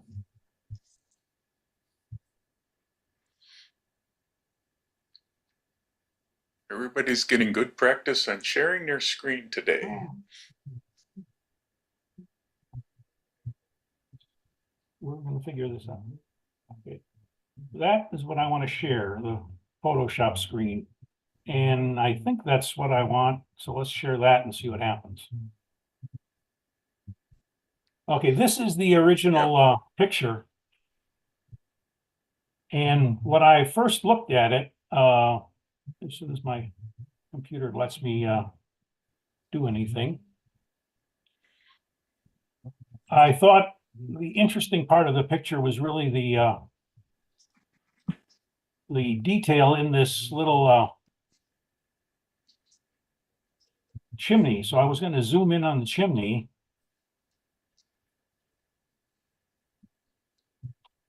But that didn't really do me enough interest. So I decided what I wanted to do was to move the whole thing. So I moved it to South Dakota.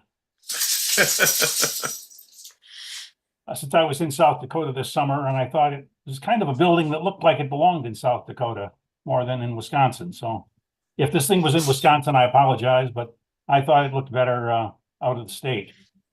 The next thing I thought I'd do with it, I thought that it would look better at night. So I made it I took a picture of it and then put a background in the background. Those are the Pleiades up in the upper right-hand corner looking toward the east, for what it's worth.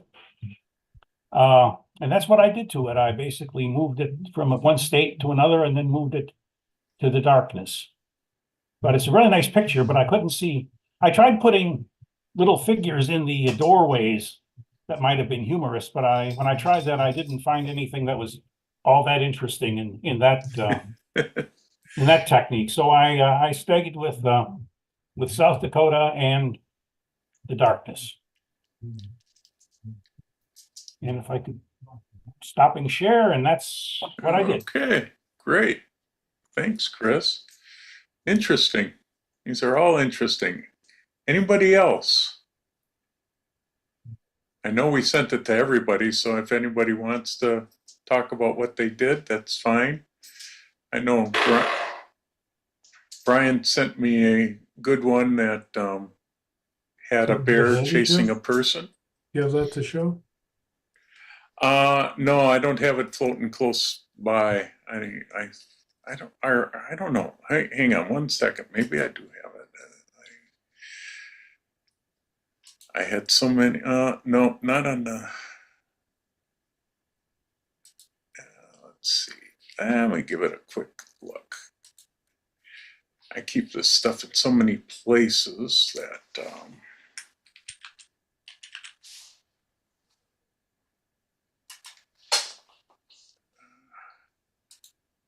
Yeah, here it is. Okay.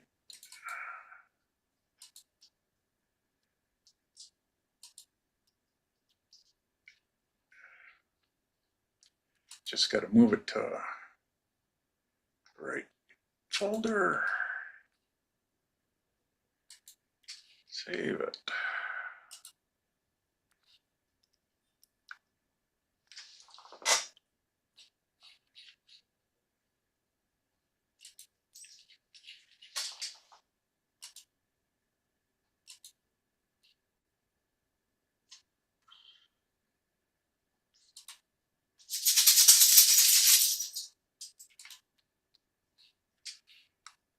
Okay. That took me a little while, but so you see the bear chasing the person. That's using that's Photoshop beta AI. Okay. Yeah, you got the person about the right size too. Bear might be a little big, but yeah, that worked out pretty good. It was fun trying. Yeah. All right. Well, this was hiking down in the Smoky Mountains, just so everybody knows where the cabin actually was, off of Roaring Fork Road, one of my favorite places to visit. So I played with this an awful lot. I tried different filters.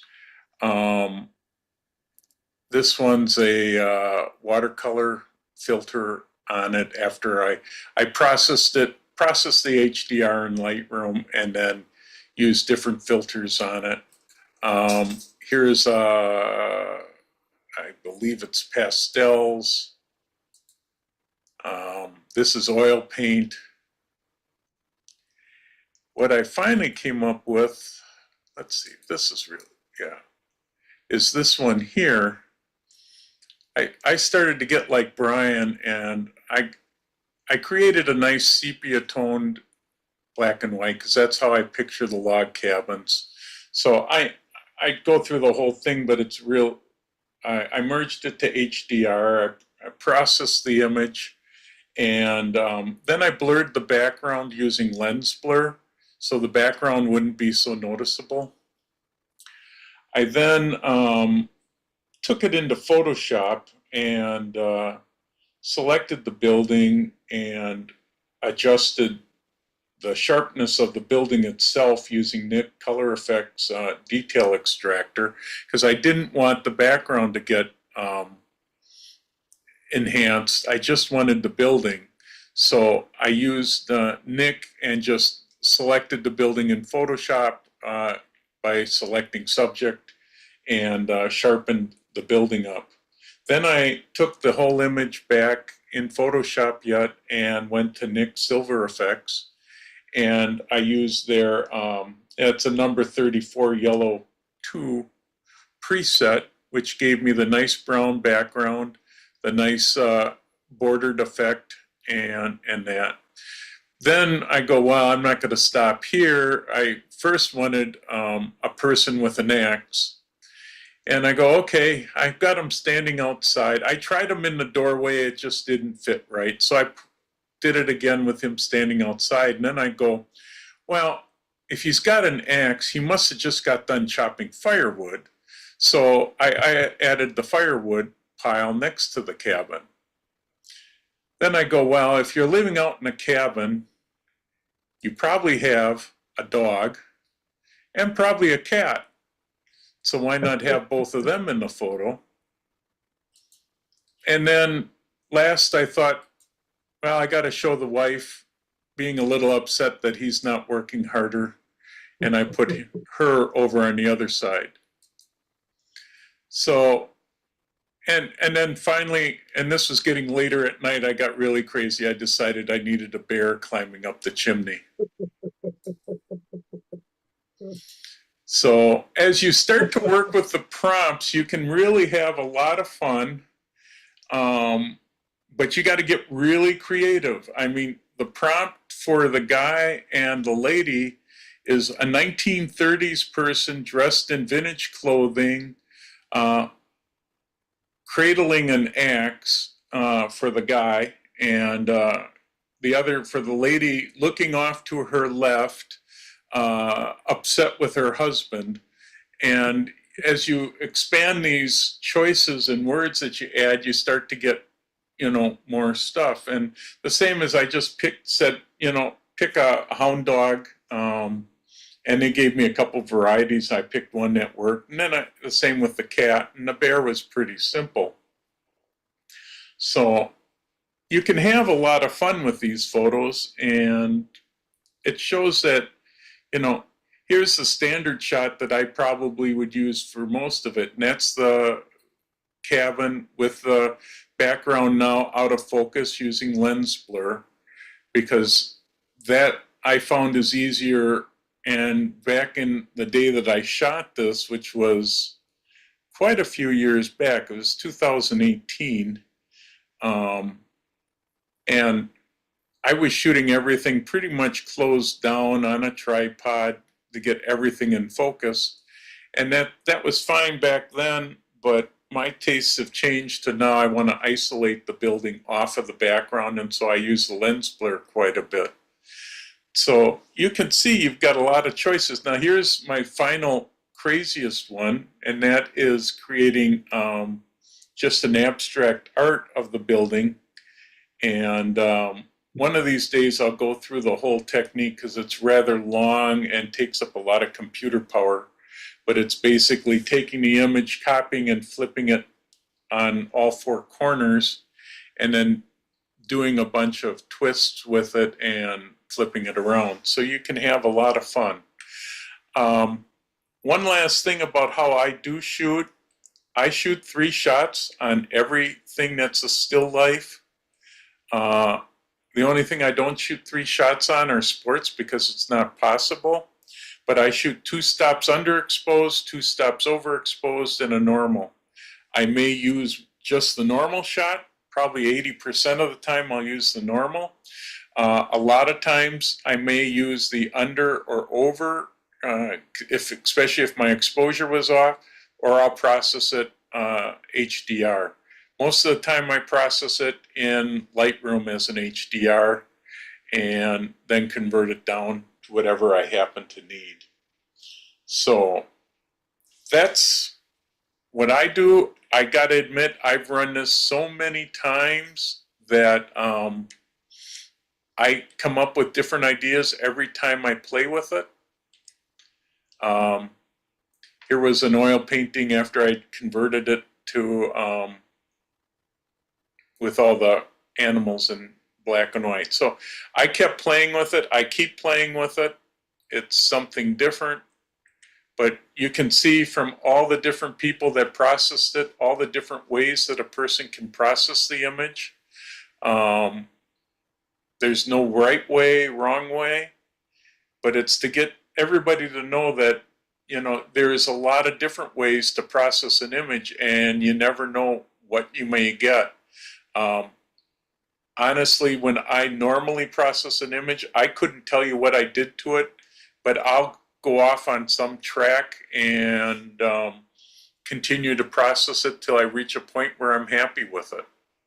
And actually, I'm pretty happy with my people here. Not quite so happy with the wife. I may get rid of her.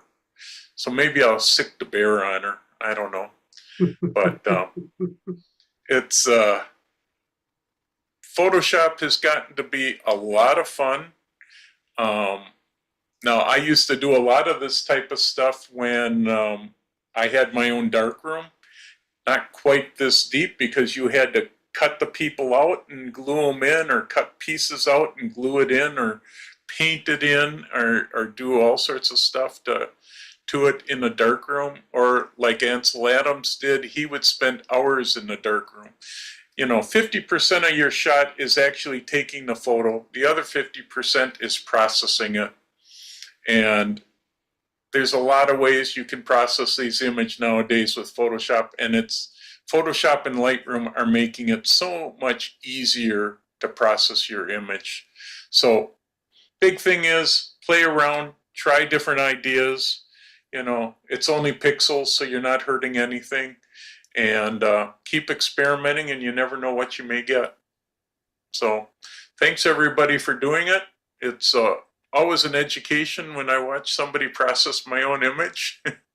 And it gets to be quite a challenge just to find an image that's both boring enough and exciting enough to use for this challenge, because you don't want something too easy that people just jump at.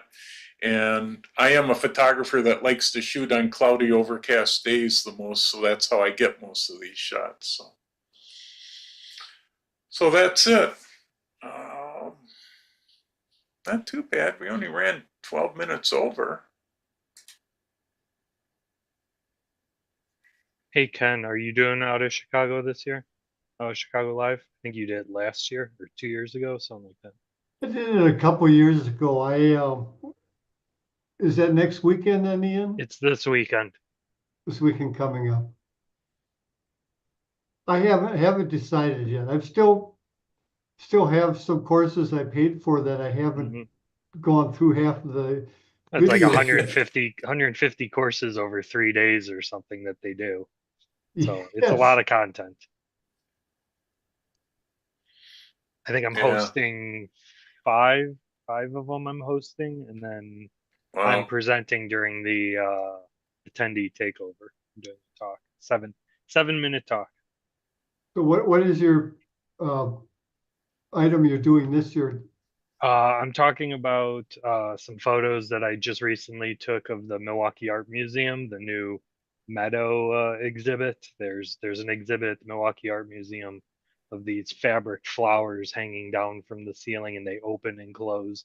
They change colors, and just basically telling a story about how I thought I'd go and the place would be empty and I'd have it all to myself, like I did last year when I shot the iceberg. And instead I showed up and there's a members meet going on, and there's like 100 people in the lobby and the lights are dim, and then shooting them was way more difficult than I thought it would. I didn't like any of my photos, and then eventually finding a way that I like to shoot them, and then getting some photos I really liked.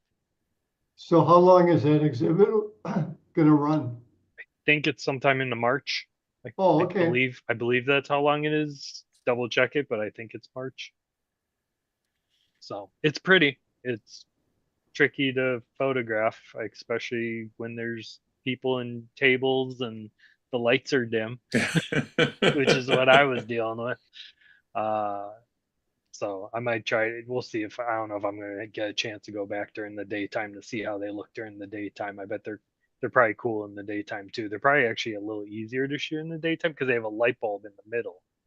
So with the lights turned down, as I say in my presentation, somehow the photos looked both overexposed and underexposed because everything was dark around the edges, underexposed, but the center of the flower was overexposed because of the light. So trying to balance that was really challenging. I think maybe during the daytime where you get the ambient light, lighting up the flower, it might balance it out more. But you'll get something totally different than what I ended up getting. I'm sorry, where is that again? Milwaukee Art Museum, downtown. Right in the main lobby of the Calatrava. Yeah, I was there a couple days ago and I didn't see that there, but I don't know. It's up in the ceiling. So I mean, if you go into Oh, lobby, yeah, you know, yeah, look yeah, up. I get it. Okay, yes, I know what you're talking about. Yep. Yes. They do. This is the second year that they've done a.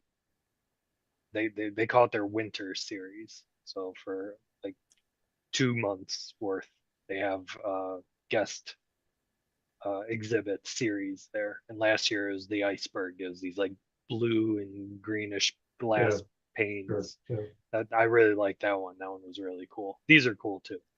These are way more high tech. Yeah.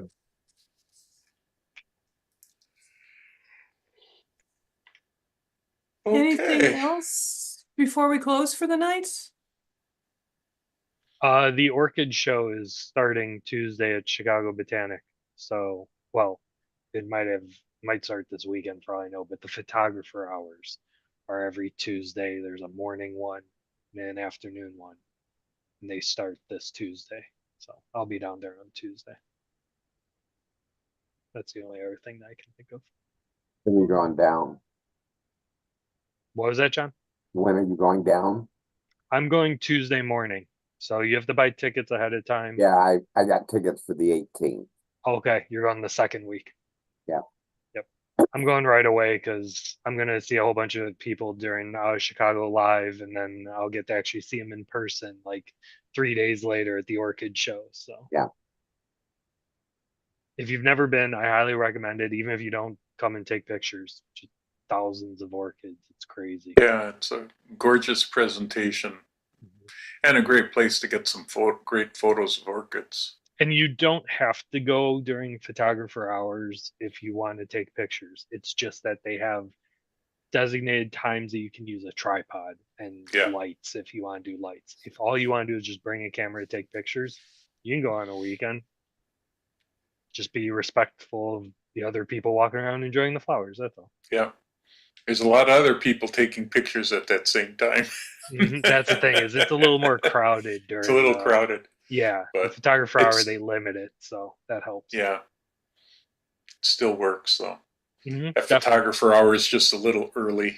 I end up staying past the photographer hour and shooting for a couple more hours during the regular exhibit anyway.